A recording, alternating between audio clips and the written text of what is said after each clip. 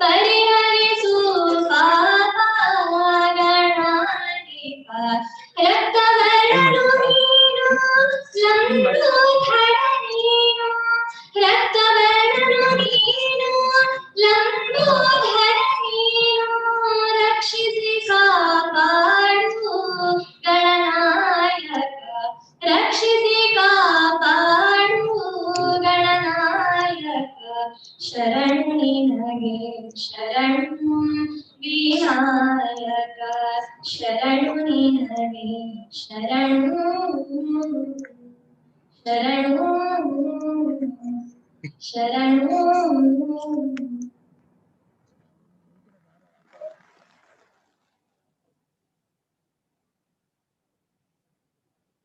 Thank you, Aishwarya.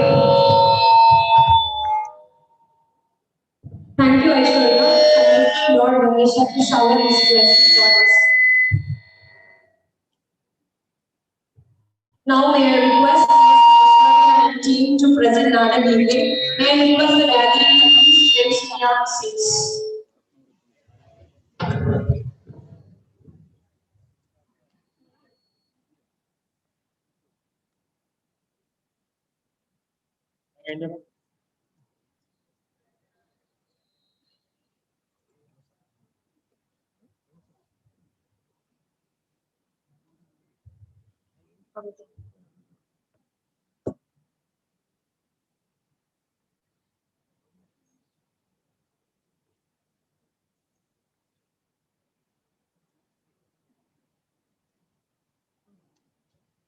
जय भारत जननीय तनु जाते जय हे कर्नाटक माते जय भारत जननीय तनु जाते जय हे कर्नाटक माते जय सुंदर नदी वनಗಳ ನಾಡೆ जय हे रस ಋಷಿಗಳ जय भारत जननीय तनु जाते जय हे कर्नाटक माते भूदेविಯ ಮಕುಟದ ನವಮಣಿಯೇ ಗಂಧದ ಚಂದದ ಹೊನ್ನಿನ ಗಣಿಯೇ ರಾಘವ ಮಧುಸೂದನರ ಅವತರಿಸಿದ ಭಾರತ ಜನನಿಯ ತನು ಜಾತೆ ಜಯ ಭಾರತ ಜನನಿಯ ತನು ಜಾತೆ जय हे कर्नाटक माते जननीय जोगुಳ ವೇದದ ಕೋಶ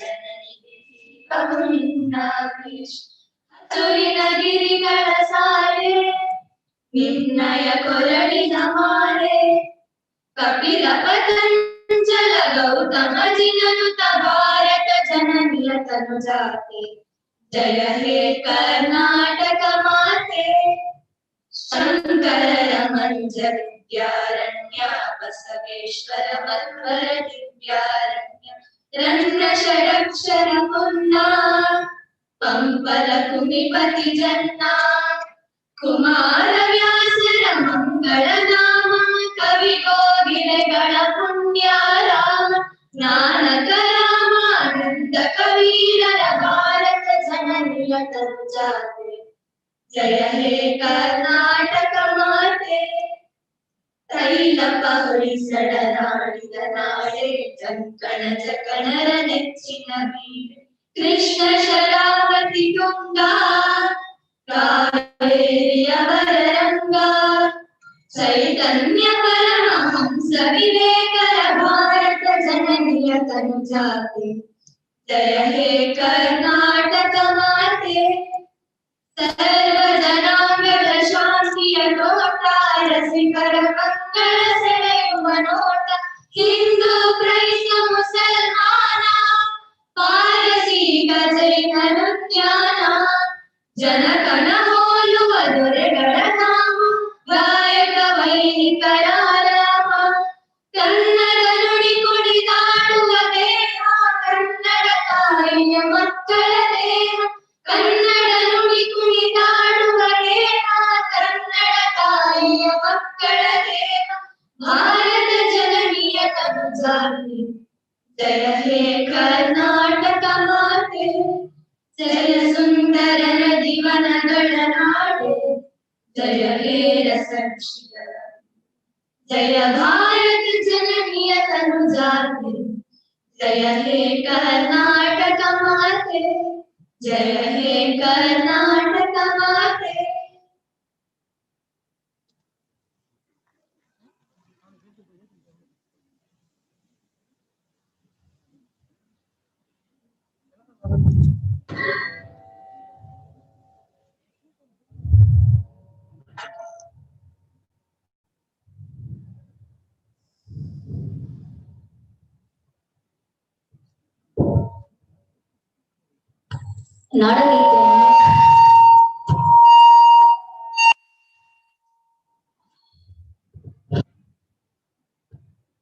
ನಾಡಗೀತೆಯನ್ನು ಆಡಿದ ಐಶ್ವರ್ಯ ಮತ್ತು ತಂಡಗಳಿಗೆ ಘಟಿಕೋತ್ಸವ ಇದು ಒಂದು ಘಟ್ಟದ ಅಂತ್ಯವಾದರೆ ಮತ್ತೊಂದು ಜವಾಬ್ದಾರಿಯ ಆರಂಭವು ನೆನಪುಗಳ ಬುತ್ತಿಯ ಮತ್ತು ಹೊಸ ಕನಸಿನೆಡೆಗೆ ಇಡುವ ಹೆಜ್ಜೆಯೇ ಘಟಿಕೋತ್ಸವ.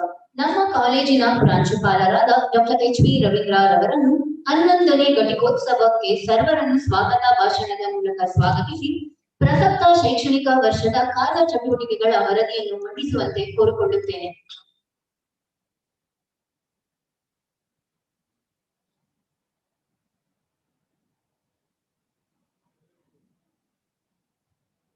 ಎಲ್ಲರಿಗೂ ನಮಸ್ಕಾರ. Good morning to one and all, dignitaries on the dais, Honorable President of People's Education Trust, Shri K.S. Vijayanand, today's virtual chief guest, Dr.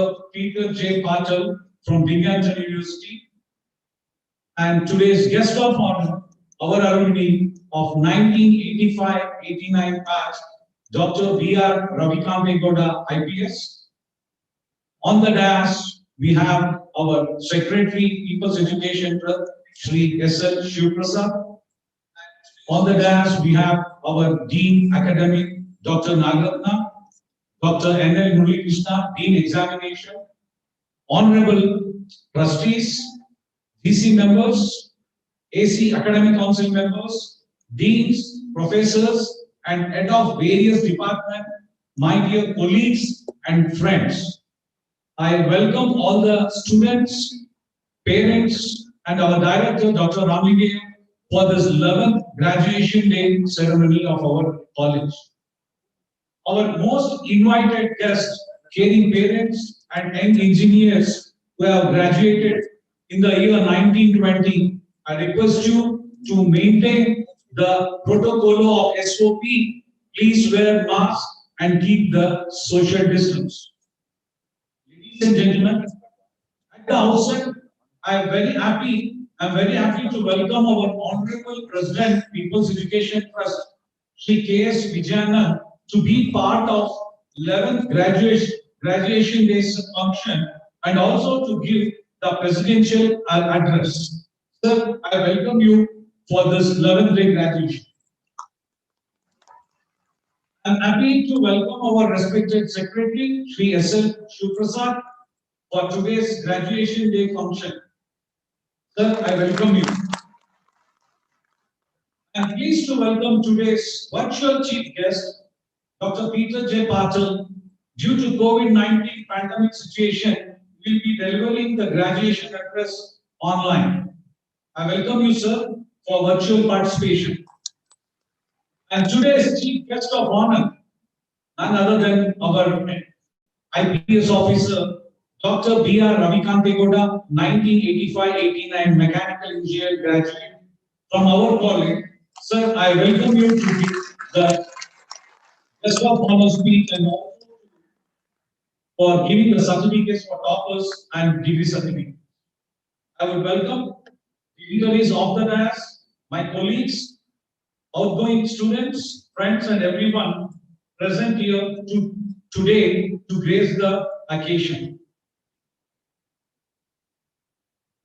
To give a brief report of PS College of Engineering, as you know that it was started in the year 1962, and at that time it was People's Education Society under the able leadership of Shri K.V. Shankaregowda, Minister, Government of Karnataka, with the main objective to impart quality technical education to the rural students. The college was further managed by Sarkari Ratna, Dr. H.D. Chaudhaya, ex-MLC MLA, as a chairman for the next 20 years. This year, in the month of April, our college is managed and led by Sri K.S. Vijayanand as the President of People's Education Trust, as well as the Chairman of People's Education P.S. College of Engineering Government Council. The college is permanently affiliated to VTU Belgavi, and it has obtained the autonomous in the year 8-9 under UGC. Only 2 colleges were attained autonomous without TechU Phase 1 fund, which we call it as World Bank Fund, our college and BVB Hubli. It is also recognized by All India Council for Technical Education, New Delhi. It has been accredited 4 times in the year 2004, 2008, 2017 and 2020. I'm happy to say that in the year 2017 and 20, our college has been accredited by NBA New Delhi in Tier 1 category. In fact, in the Tier 1 category, it is nothing but we are competing with IITs, NITs, technical universities and other central technical universities. And from the last 2 years, we are competing in NIRF ranking. As you know that in the last year, we achieved 161th rank. And I'm happy to say to the honorable guest that this year, we have laddered up another 15 points. Now at present, we are 147 ranked in NIRF ranking of 2020, where around 10,000 engineering colleges are there. Only 2,000 colleges are eligible for this NIRF ranking. And as you know that the central government of India had come out with IRA, that is Atal ranking for institution, all India ranking for institution on innovation achievement. And I'm happy to say our college got 2nd place in private government aided engineering college. We were next to College of Engineering Pune. This is the 2nd rank of 2020 IRA ranking. The college is running 8 undergraduates program and 6 postgraduate program. As on 2021 academic year, we have 4 MTechs, MBA and MCA, which are all permanently affiliated to VTU Belgavi. As per the Washington Accord, the curriculum was revised to adopt the outcome-based education, what we call it as OBE. Further, from 2015, the institution has adopted choice-based credit system along with OBE. Our college is beneficiary of TechU Phase 2 and 3, where till now, from last 8 years, we are able to gather something around 20.4 crores for the development of infrastructure as well as training program for the students and the faculty. And in fact, we have been mentoring university at Varanasi, UB University at Varanasi as a mentor for them. For the year 2021, the intake of the college has been 820, 72 students in PG, that is MTech, and 60 each in MBA and MCA. I'm happy to say we started this PET Research Center in the year 2000 odd, and at present we have around 150 research scholars, 1 online and 149 part-time, who are doing research leading to PhD under the guidance of our guides consisting of 57 research guides. More than 125 PhD graduates are awarded from PET Research Center. I'm happy to say that in this decade, 2011 to 20, we were able to produce 100 odd PhD graduates from our PET Research Center. Thanks to all the research guides and the awardees for making this achievement, which we have come out with a souvenir. There is well-established consultancy center, and around 1 crore sponsored research projects have been received by the institution in the year 2019-20. The institution is highly qualified teaching staff. All the departments are headed by doctorates with relevant specialization. At present, the faculty strength is 206. Among the teachers, faculty members, 61 are doctorates and around 90 are pursuing PhD and around 10 are at the workshop submitting the PhD thesis research. The rest are postgraduates. The college library is well equipped and got more than 1 lakh volumes of books. And the number of titles is around 21,000. The total number of Indian journals is 80 and international journals are 50. We have subscribed to many e-journals such as ASME, ACSE, elsewhere, Springer, Warlock in order to support the research activities. The library has been fully computerized and modernized. The college campus has got conducive academic environment, sports complex, everybody knows about that HD Stodea sports complex, which is international standard and with excellent amenities and other facilities spread across 62 acres of beautiful lush green campus. The college campus network has been upgraded with OFC and connected with 250 Mbps lease line along with Wi-Fi facility. The examination and evaluation being carried out independently and the results were given as per the guidelines of UGC, AICTE and VTU. Our autonomous examination system is well managed and earned good name in the state. The Dean examination, the Dean academic and all the staff members, inclusive of teaching, technical and ministerial, who are involved in academic, administration and examination activities have put their best effort and earned good name to the institute. I'm happy to say that during the pandemic, we were able to do the regular examination in online, where around 1,000 students online examination they have written and we were able to declare the result in 3 days. Even though we have got separate boys and girls hostel for more than 920 students, to accommodate more better facilities like the management, the management has provided financial assistance in security, CCTV, and well-flushed greenery, that is gardening. For all-round development of students, the management has provided international standard sports and gymnasium facilities, which I told you already, which is in adjacent to our campus, which has been named under Kayaka Yogi HD Chaudhaya Sports Complex. In a college, the professional bodies like IEEE, IST, SAE, CSE, men are very active. In fact, our guest had a privilege, and also we had the privilege of our alumni to give away the prizes to all the students who have done excellent project in the 1920 academic year, even though it was pandemic and we were forced to close our institution in the month of the March, the students have come out with beautiful projects and we are given the cash prize money from IST as well as from the technical fund. Placement and training cell is one of the key factors of any institution. And this placement and training cell in our campus, along with the equipment right, which provides communication and soft skill training to our students.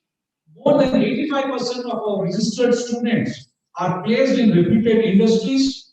I'm happy to say that in the year 2021, already 200 students have been placed in various firms and already around 50 companies have visited both offline and online to our campus.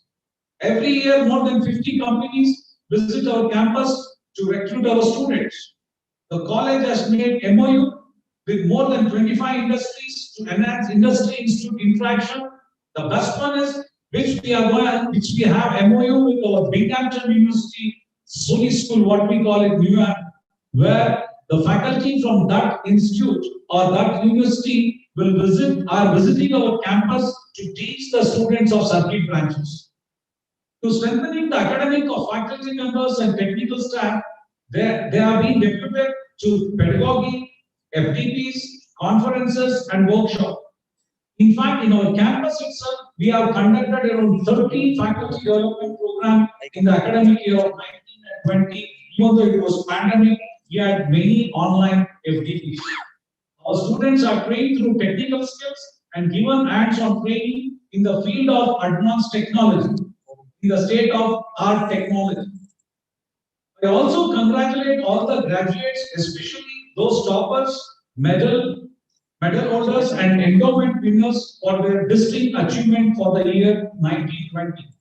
I wish them all the success in their endeavors. I thank the management of our college for the unstinted support given to us in our day-to-day academic activities. I hereby assure the management that we will fulfill their dreams of taking the name and fame of PSC, which we call it as PESCI, PS College of Engineering, to a higher reputed and lead towards establishing a university. Once again, I welcome you all for this 11th graduation. Thank you.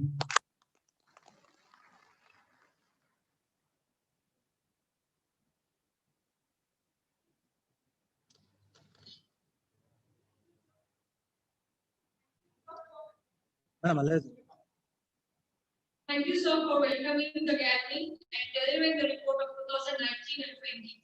We welcome you, sir.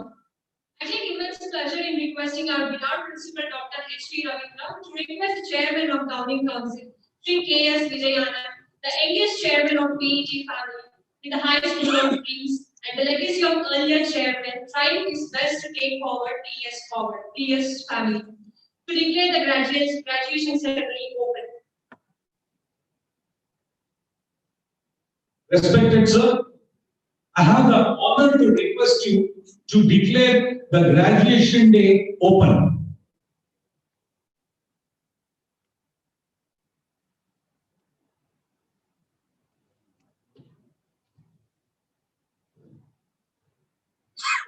Very good, Namaskara.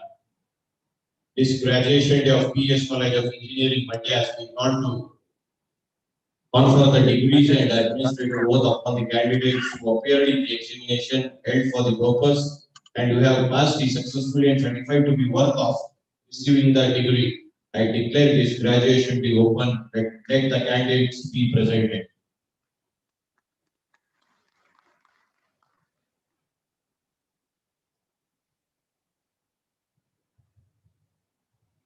ಧನ್ಯವಾದಗಳು. ಸೋಲೆಂಬ ರೋಗಕ್ಕೆ ಆತ್ಮವಿಶ್ವಾಸ ಮತ್ತು ಕಠಿಣ ಪರಿಶ್ರಮವೇ ದೊಡ್ಡ ಮತ. ಇದು ಯಾರಲ್ಲಿ ಇರುತ್ತದೆಯೋ ಅವರಿಗೆ ಯಶಸ್ಸು ಕಟ್ಟಿಟ್ಟ. ತಮ್ಮ ಕಠಿಣ ಪರಿಶ್ರಮದಿಂದ ಪದವಿ ಪಡೆಯುತ್ತಿರುವ ಎಲ್ಲ ಪದವೀಧರರನ್ನು ಗೌರವಾನ್ವಿತ ಅಧ್ಯಕ್ಷರಾದ ಶ್ರೀ ಕೆ.ಎಸ್. ವಿಜಯ್ ಆನಂದ್ ರವರಿಗೆ ಪರಿಚಯಿಸಬೇಕೆಂದು ಶೈಕ್ಷಣಿಕ ಶಾಖಾಧ್ಯಕ್ಷರಾದ doctor ನಾಗರತ್ನರವರನ್ನು ಆಹ್ವಾನಿಸುತ್ತೇನೆ.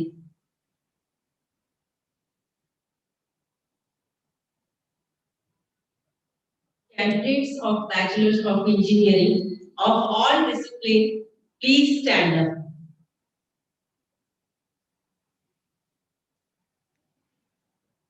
Respected sir, the candidates for the degree of Bachelor of Engineering are presented and the remaining all candidates of Bachelor of Engineering are presented in absentia. These candidates have been examined and found qualified for the degree. I pray they may be admitted to the degree. Please resume your seats.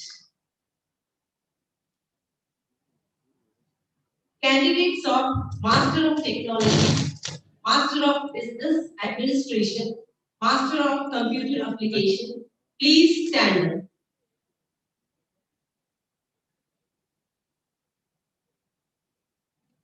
Respected sir, the candidates for the degree of Masters are presented and the remaining all candidates of Masters are presented in absentia.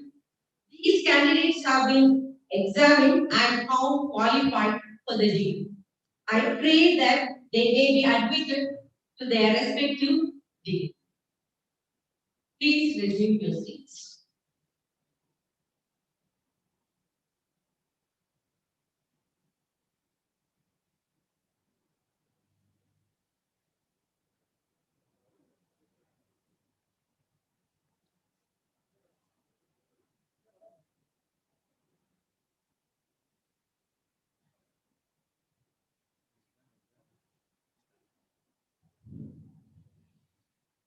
By virtue of the authority vested in me as Chairman GC of PS College of Engineering, Mandya, I admit all the candidates presented to the degrees of BE, MTech, MBA, MCA taken thereof. They have been presented with these degrees. I order you to behave yourself in your speech and conduct befitting the degrees awarded to you. Thank you. Thank you, sir. Thank you, ma'am. This graduation shows us how capable you are in accomplishing your goals when you commit yourself to them. Success is a journey, and all accomplishments you achieve during this course show to be taken straight starting point for further achievements. Saying so, a group of exceptionally talented individuals, the merit who you have been waiting for has finally come.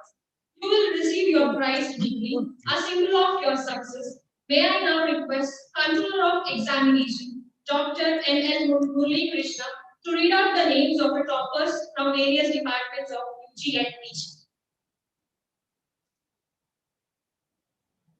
ಎಲ್ಲರಿಗೂ ನಮಸ್ಕಾರ. Good morning, my dear students, parents, dignitaries on dais and off the dais. I am happy to inform for August gathering that during this academic year 2019-20, 890 students appeared for semester examination, in which 882 students were eligible for award of degree. Out of 882 students, 725 students are PG students and remaining 157 are PG students.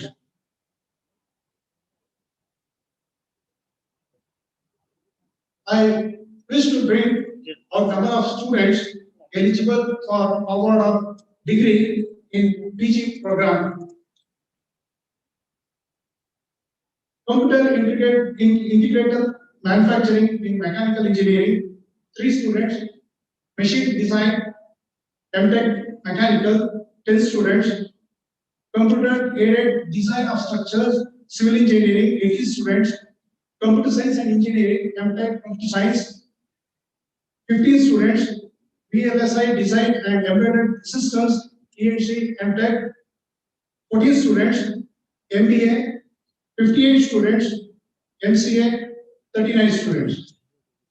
Under UG program, automobile engineering 30, computer science and engineering 152, civil engineering 132, electronics and communication 151, electrical and electronic engineering 54, industrial production engineering 39, information science and engineering 34, mechanical engineering 133.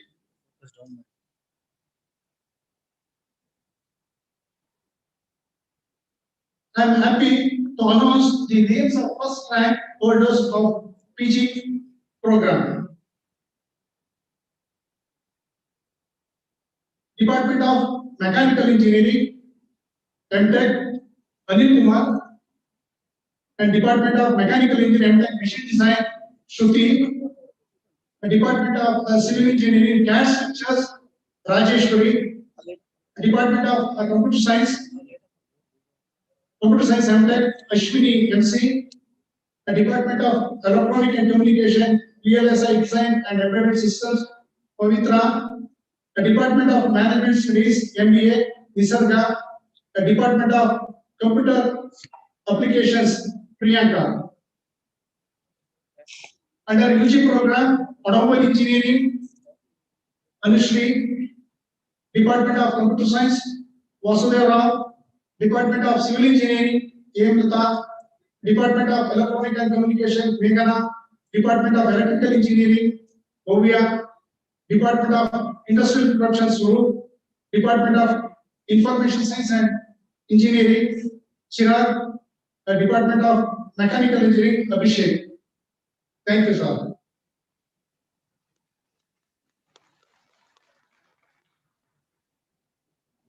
Thank you, sir, and congratulations to all the toppers. At this juncture, I would like to recall the scene. The quality of person's life is direct proportion to his or her commitment to excellence, regardless of choice of endeavor. Ladies and gentlemen, we have recognized those students' ordinary things done extraordinarily well. Now may I request Academic Dean of our college, Dr. Ragaratna, to call out the names of winners of endowment awards and medals. I request guest of honor Dr. V.R. Ravikante Gowda, IPS, and Chairman Sir to give away the awards and medals. I would like to call upon all the chapters of the please come one after the other and receive the medals and the certificates. First of all, it is Abhishek L from Mechanical Engineering. He secured 3 medals, covering Mechanical Engineering, Srimati T.H. Mala and K. Srinivasan Endowment Medal, and overall topper in Mechanical Engineering, Dr. K.V. Srinivas Shetty Endowment Medal. And the donors are K. Srinivasan Bengaluru and K.V. Srinivas Shetty Bengaluru.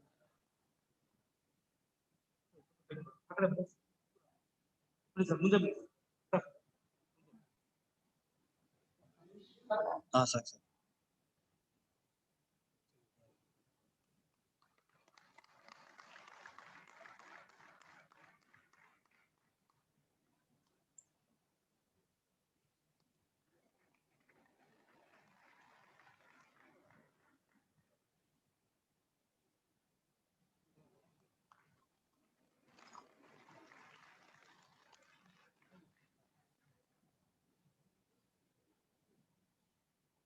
Next, Anushri, topper in automobile engineering, and Dr. K.P. Srinivas Shetty Endowment Medal Award. The donor is Dr. K.P. Srinivas Shetty Bengaluru.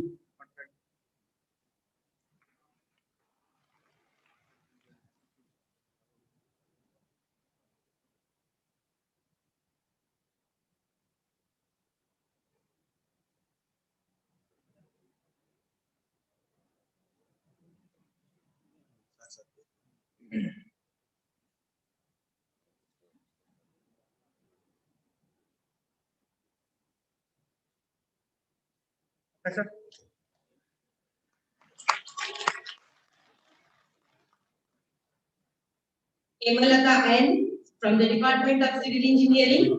She is the topper in Civil Engineering, and she secured Srimati Nagama and A.T. Chandrakauda Endowment Medal, and overall topper in Civil Engineering Science, Sri Chandrasekhar Endowment Medal.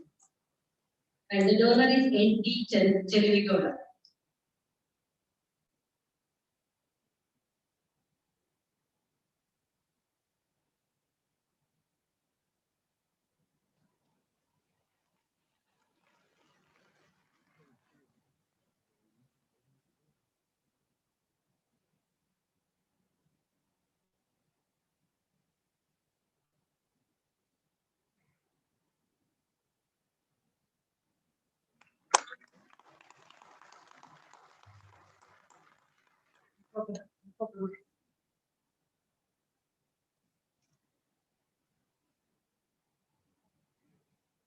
Next, it is Vasudev Rao from the Department of Computer Science and Engineering. He secured 3 medals, topper in Computer Science and Engineering, Sri Puttaswamy Endowment Medal, overall topper in Computer Science and Engineering, in the name of late Sri Nivasaya.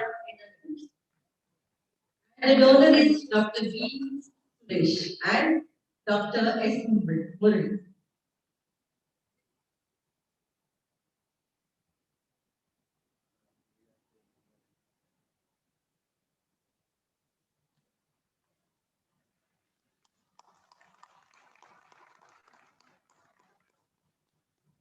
Farooq T.R. from the Department of Industrial and Production Engineering. He secured 2 medals. He is the topper in Industrial and Production Engineering, and he secured M.K. Ramaya Endowment Medal, and the donor is M.K. Ramaya.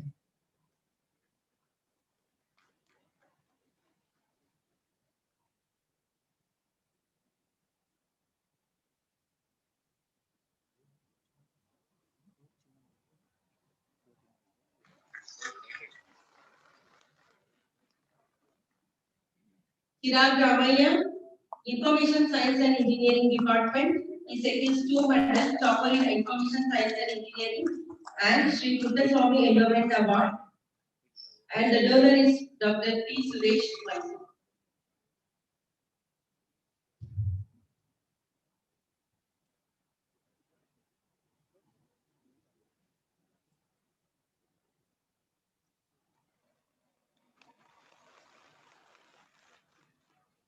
Bhavya R, Department of Electrical and Electronics Engineering. She secured 2 medals, topper in electrical and electronics engineering, and Sri Mulemane Boregowda Kalahati Endowment Medal, and donated by K.V. Boraya Mandya.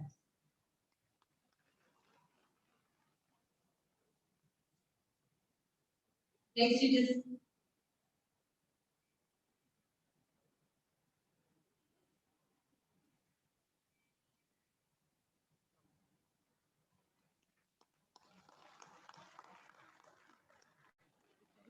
Megha M.R.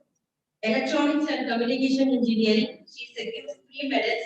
Topper in Electronics and Communication Engineering, Sri Samartha Endowment Medal, and Lady Topper in Electronics and Communication Engineering in the name of Srimati N. Premalata. And the donors are Samartha Bengaluru and S. Narsimurthy Mandya.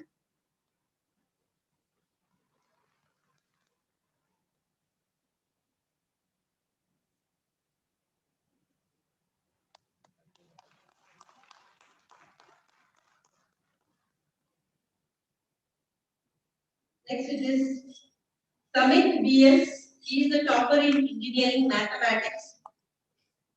He secures the endowment award, that is Anaganahalli Timaya Chetty Endowment Medal, and the donor is Dr. A.T. Ishwar, Professor GS.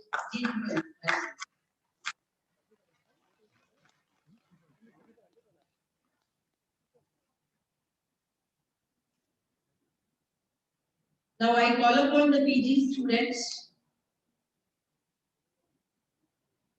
Anil Kumar is a topper in MTech, Computer Integrated Manufacturing from the Department of Mechanical Engineering, and he also secures Dr. H.D. Chaudhary Merit Award.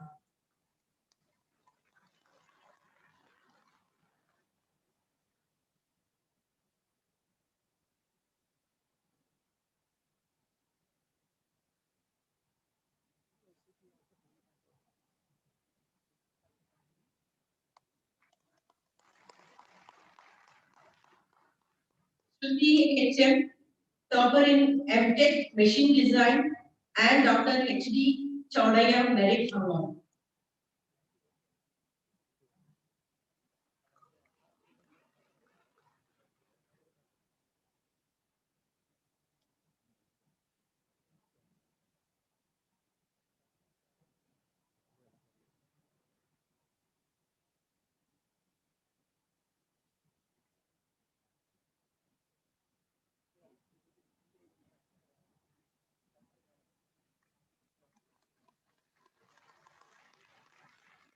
Rajeshwari M.S. topper in MTech CAD Structures, and Dr. H.D. Chaudhary Merit Award.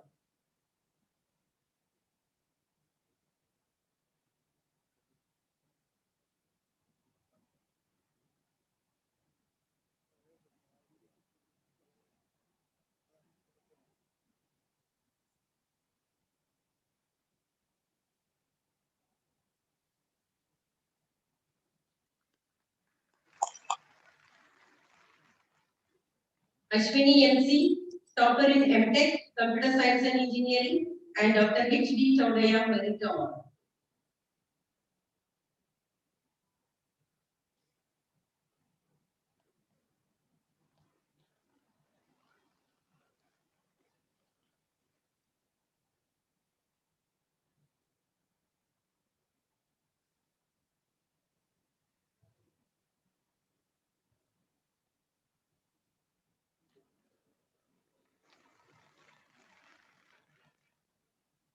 Pavitra B.S., topper in MTech, VLSI Design and Embedded System, and Dr. H.D. Chaudhary Merit Award.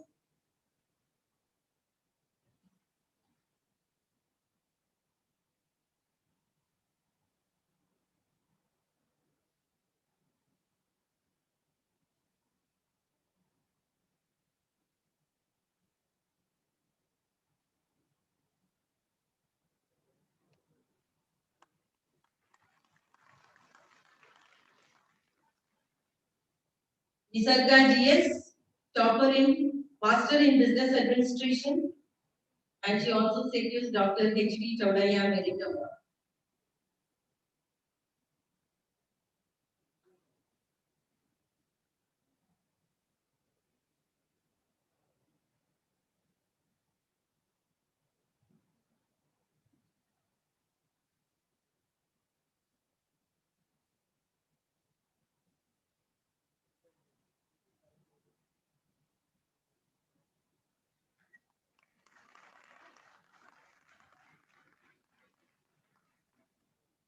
Priyanka Rebello, topper in Master in Computer Application, and Dr. H.D. Kandaya Merit Award.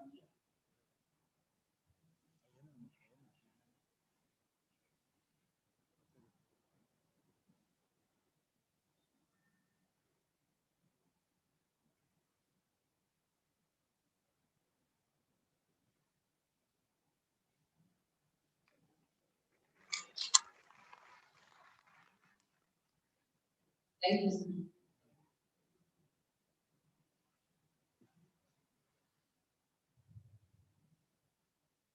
There is one small announcement. I request all the UG students to keep the tossle of your cap to your right. Tossle of your cap to your right. All UG students. And for the PG students, please keep your tossle of your cap to your left. For PG students, keep your tossle to your left, and for the UG students to your right. ಈ ಸುಂದರ ಕ್ಷಣವನ್ನು ಸೆರೆ ಹಿಡಿಯುವ ಸಮಯ. I request all the award winners join for the photo session.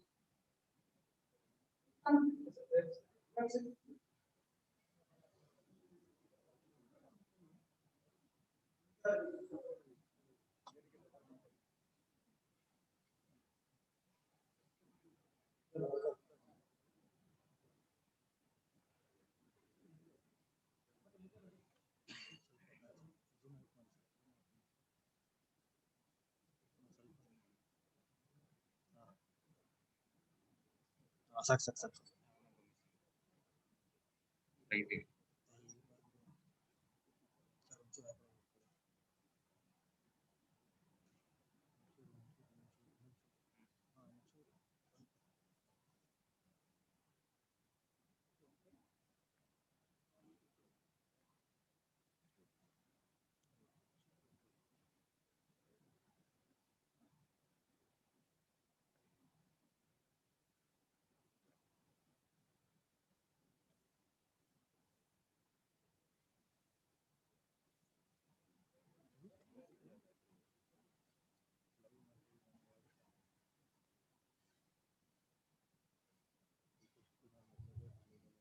Thank you everyone, and congratulations for the all award winners.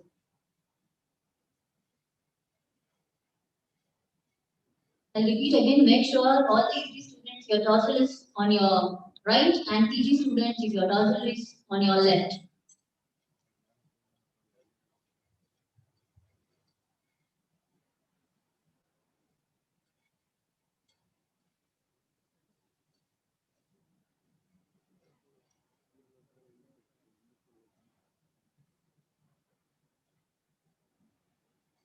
ದುಡಿ ಮೈ ನುರಿದು ದುಡಿ ಹೆಚ್ಚು ಹೆಚ್ಚಾಗಿ ದುಡಿ ಆ ನಿನ್ನ ದುಡಿಮೆಯಲ್ಲಿ ಕ್ರಮವಿರಲಿ ನಿಯಮವಿರಲಿ ಗುರಿ ಇರಲಿ ವಿವೇಚನೆ ಇರಲಿ ದಕ್ಷತೆ ಇರಲಿ ಎಂಬ ಡಾಕ್ಟರ್ ಅಬ್ದುಲ್ ಕಲಾಂ ರವರ ಮಾತನ್ನು ಸ್ಮರಿಸುತ್ತಾ ನೂತನ ಪದವೀಧರರಿಗೆ ಪ್ರತಿಜ್ಞೆಯನ್ನು ಬೋಧಿಸುವ ಮೂಲಕ ತಮ್ಮ ಜವಾಬ್ದಾರಿಯನ್ನು ತಿಳಿಸಬೇಕೆಂದು ಗೌರವಾನ್ವಿತ ಪ್ರಾಂಶುಪಾಲರಾದ ಡಾಕ್ಟರ್ ಎಚ್ ಡಿ ರವೀಂದ್ರರವರಲ್ಲಿ ವಿನಂತಿಸಿಕೊಳ್ಳುತ್ತೇವೆ.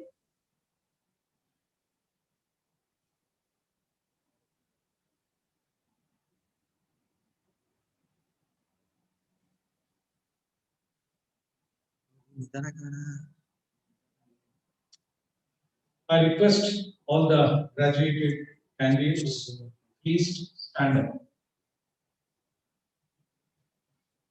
And your right hand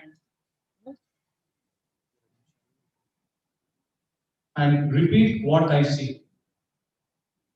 Right hand, touch your right hand. And whatever I say, please repeat it. I will give my best to the society with faith, grace, humility, and fear of God. I owe that I will work hard to become professionally superior and ethically strong individual. I will respect my mentors and tenants of PES College of Engineering. Please bow to the Honorable President of the graduation ceremony and resume your seat.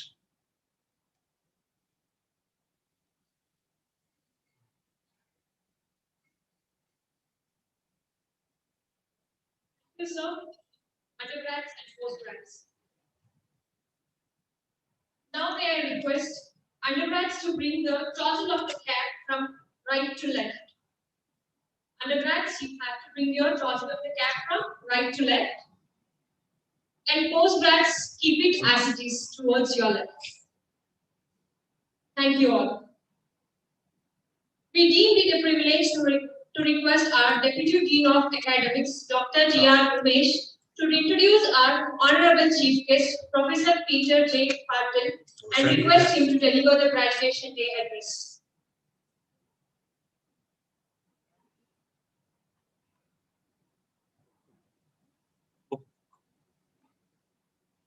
Morning, one and all. It's my pleasure to introduce our today's virtual chief guest, Professor Peter J. Patil. Peter J. Patil is working as Associate Dean for Academic Affairs and Administration, Thomas J. Watson School of Engineering and Applied Science, Binghamton University, New York, USA. He has got his PhD in Political Science from State University of New York, Binghamton University in the year 1999. And BS in Secondary School Studies Education from State University of New York College at Buffalo in the year 1991. Professor Peter J. Patil at Thomson J. Watson School of Engineering and Applied Science, Binghamton University. There he has taken the responsible for engineering school academic program and policies, academic advising programs, curricular planning, ABET accreditation, space planning, enrollment planning, international initiatives and partnership, and diversity and inclusion programs. He also manages an annual budget portfolio of approximately $5 million. And also he has worked as enrollment management consultant in the office of the president, Sunny Polytechnic University. So there he was hired to create a modern strategic enrollment management operation to correct declining enrollment and reverse negative revenue trends. He has helped campus to set goals, develop admission reports, conduct market analysis, strengthen cross-function cooperation and team building, and also to improve student support cooperation. And also he has worked as research and planning at Binghamton University. So there he has chaired as Director of Institutional Research and Planning and also worked as research analyst. As a professional excellency, he has achieved Sunny Executive Leadership Academy, Monday Morning Leadership, Cornerstone Leadership Academy, Leader, Mentor, Coach at Binghamton University, and many more. As a professional service, he has chaired in various committees and rendered his services like co-chair university-wide student success roadmap team, chair Watson School instructional labs and software committee, chair engineering and science building planning committee, chair banner operational data store implementation team, chair enterprise-wide data committee, and many more. And also he has published and presented more than 20 plus papers in international journals as well as in conferences. He has delivered invited lectures all over the world. Last year in India at Coimbatore during February 2019, he did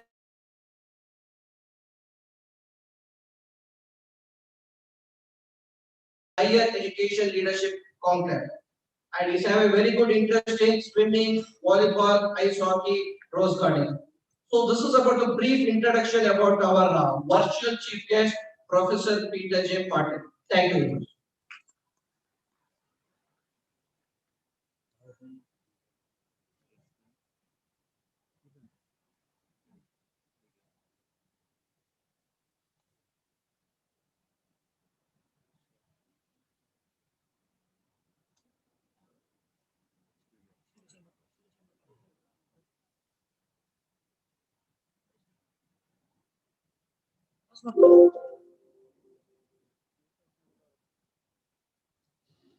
Graduates, parents, principal administrators, faculty, and staff.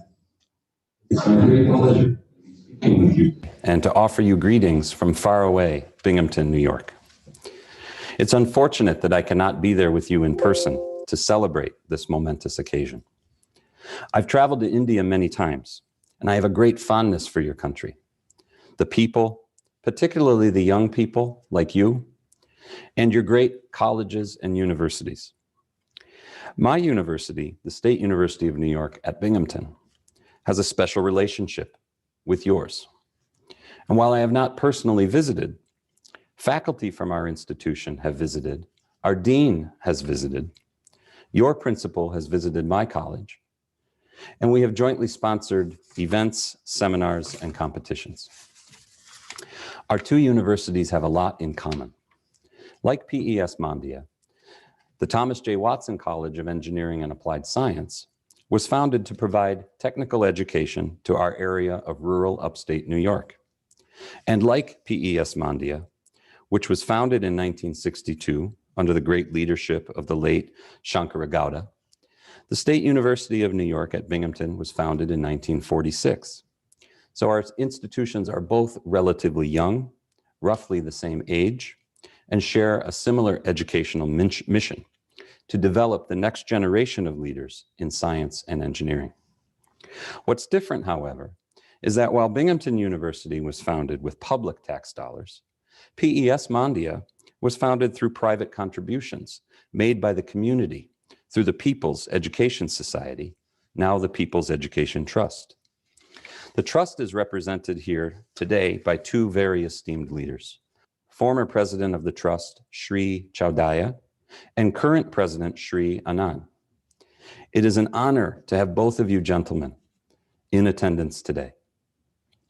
Through the vehicle of the trust, the founding of PES Mandya was therefore a true grassroots effort in which the local community members, some of whom may be your aunts, uncles, grandparents, made sacrifices in an effort to better their community, to invest in your future.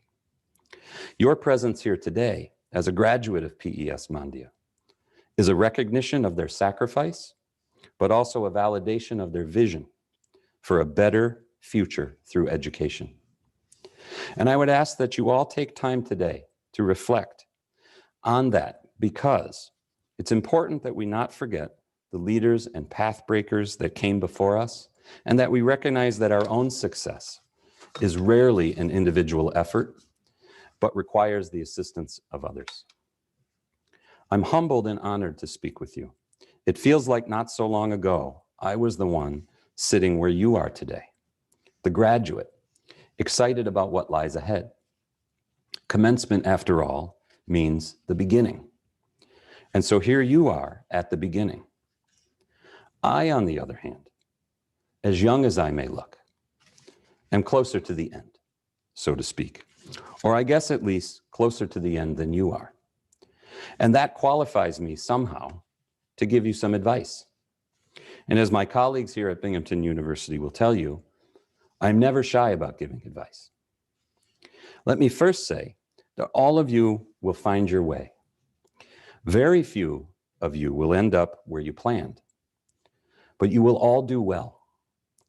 In my case, I plan to be a social studies teacher, grades 6 through 12. I completed my degree, passed the national teacher's exam, and was qualified for licensure. However, as I neared completion of my teaching degree, I decided to reach for the next level. That next level was to teach in a college. I thought, if I teach at a college, I'll make more money. I'll drive a nicer car. I'll have a nicer house. I have an older sister who's a teacher, but she's not a college teacher, and neither of my parents held college degrees. In short, I had no idea what I was doing when I decided to get a PhD so I could teach at a college. I mentioned to one of my professors during this time that I wanted to teach college, and he helped prepare me for graduate school. He gave me an internship in his department. He taught me computer programming, some elementary statistics, that things that he knew I would need in graduate school. He recommended that I go to SUNY Binghamton, where I work today, and he helped me with the application process. Thanks to his assistance, I was able to get into graduate school, and I successfully completed my PhD in political science some years later. Now, as a careful listener, you may now have some questions. The first of which is likely to be, if your field is political science, how are you an associate dean in an engineering college? Well, like I said, you will all be successful, but few of you will end up where you plan to go. In my case, as a political scientist, I had a strong foundation in statistical analysis, research methodology, policy analysis. And as a trained teacher, I had a strong foundation in pedagogy and program assessment. All of those skills come into play almost daily in my role as associate dean, despite the fact that I am not and never will be an engineer. So the lesson here is really about transferable skills. They can take you places you never imagined.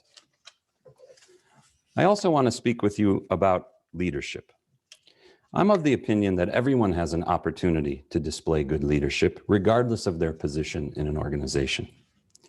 While I have not formally studied leadership, I have read many, many books on the subject, and I've been in a position to observe a great number of leaders, both good and bad, throughout the course of my career. A book that I highly recommend to you is called Monday Morning Leadership by David Cottrell. Why do I recommend this book? Most importantly, because it's short. It will take you only a few hours to read. Aside from the fact that it's short, it's organized into 8 bite-sized chapters, each of which focuses on a different lesson of leadership. I'm not going to go through all 8 lessons with you, but I'll just pick out a few to talk with you about that are relevant for you at this stage in your career. The first of which is to be a driver, not a passenger. As I said earlier, I've traveled to India many times. And once in country, I inevitably travel by car. When I'm on these car rides, I marvel at the sights, the shops, the pedestrians, the auto rickshaws, the motorcycles or two-wheelers, as you may call them. Some of you may drive them. During these rides, I get to look around. I get to take in the sights and I enjoy the experience because I'm the passenger. I have no responsibility at all for getting where I'm going. Now think about the driver. Does the driver have the same luxury that I have as a passenger? While I'm enjoying the sights, the driver is focused on the road ahead, the traffic, the route, the safety, the time. The driver is responsible for the successful completion of the journey. They cannot afford to sightsee or to look around or let their mind wander. Good leaders are the drivers. They're focused on the destination for the organization, and they're focused on the success of the journey. No matter your position within an organization, if you focus on being a driver rather than a passenger, you will stand out among your peers and you will move ahead. Another lesson from Cottrell's book is the do right rule, which basically means always do the right thing. Guard your integrity at all costs. There will come time or situation over the course of your career where you will be tested. The consequences of not doing what is right are enormously damaging. You may cause harm to innocent people. You may damage your company or the reputation of your company. You may even bring public embarrassment to yourself or your family. I can assure you that failing to do what is right at all times will damage your reputation, and your career will suffer for that. You must guard your integrity at all costs, because your integrity is the foundation for success. Without it, you cannot build a successful career or a successful life. A third leadership lesson from Monday Morning Leadership is about time management. Think of your time as currency. I had a friend in graduate school. He was an excellent student. But other students questioned his dedication to his studies because he did not work late into the evenings. I spoke with him about this, and he told me, "Peter, I sleep 8 hours each night. I devote 8 hours each day to my studies. I spend 2 hours a day on exercise, and I devote 4 hours each day to my friends." At the time, I was super impressed that he was so organized. But what I realized later is that he treated his time as currency, and he had developed a plan to spend it. The fact that other people did not agree with the choice, his choice of time allocation, was of no consequence to him. He was not going to let them spend his time. As you embark on your career, you will quickly find that there are plenty of people out there who want to spend your time. Do not let them. Your time belongs to you, and you are in control of it. The last lesson from Monday Morning Leadership that I'd like to talk to you about is to stay in the learning zone. Pick any topic, let's say the Internet of Things.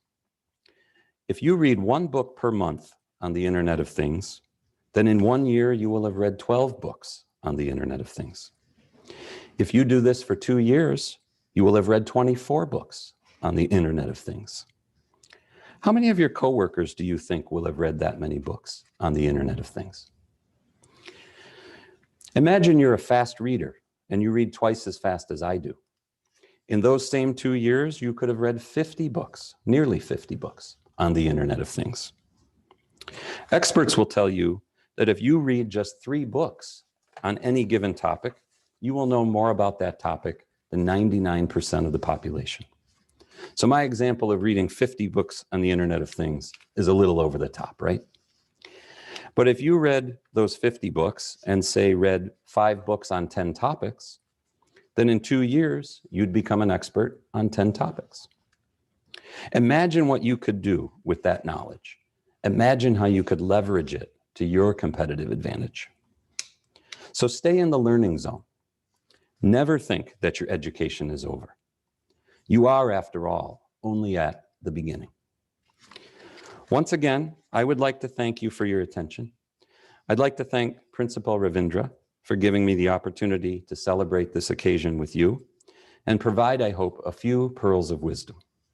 On my behalf, and on behalf of Dean Krishnaswamy Srihari, all the students, faculty, and staff here in the Thomas J. Watson College of Engineering and Applied Science, I say congratulations to you, class of 2020.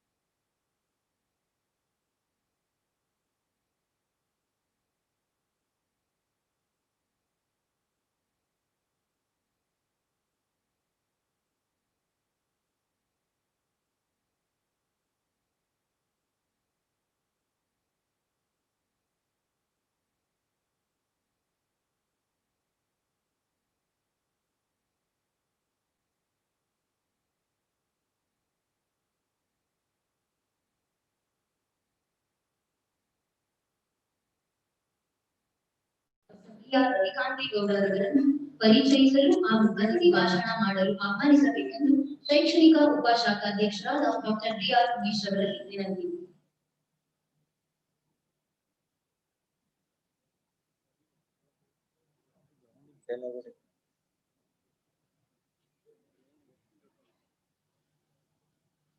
ಮತ್ತೊಮ್ಮೆ ಎಲ್ಲರಿಗೂ ನಮಸ್ಕಾರ.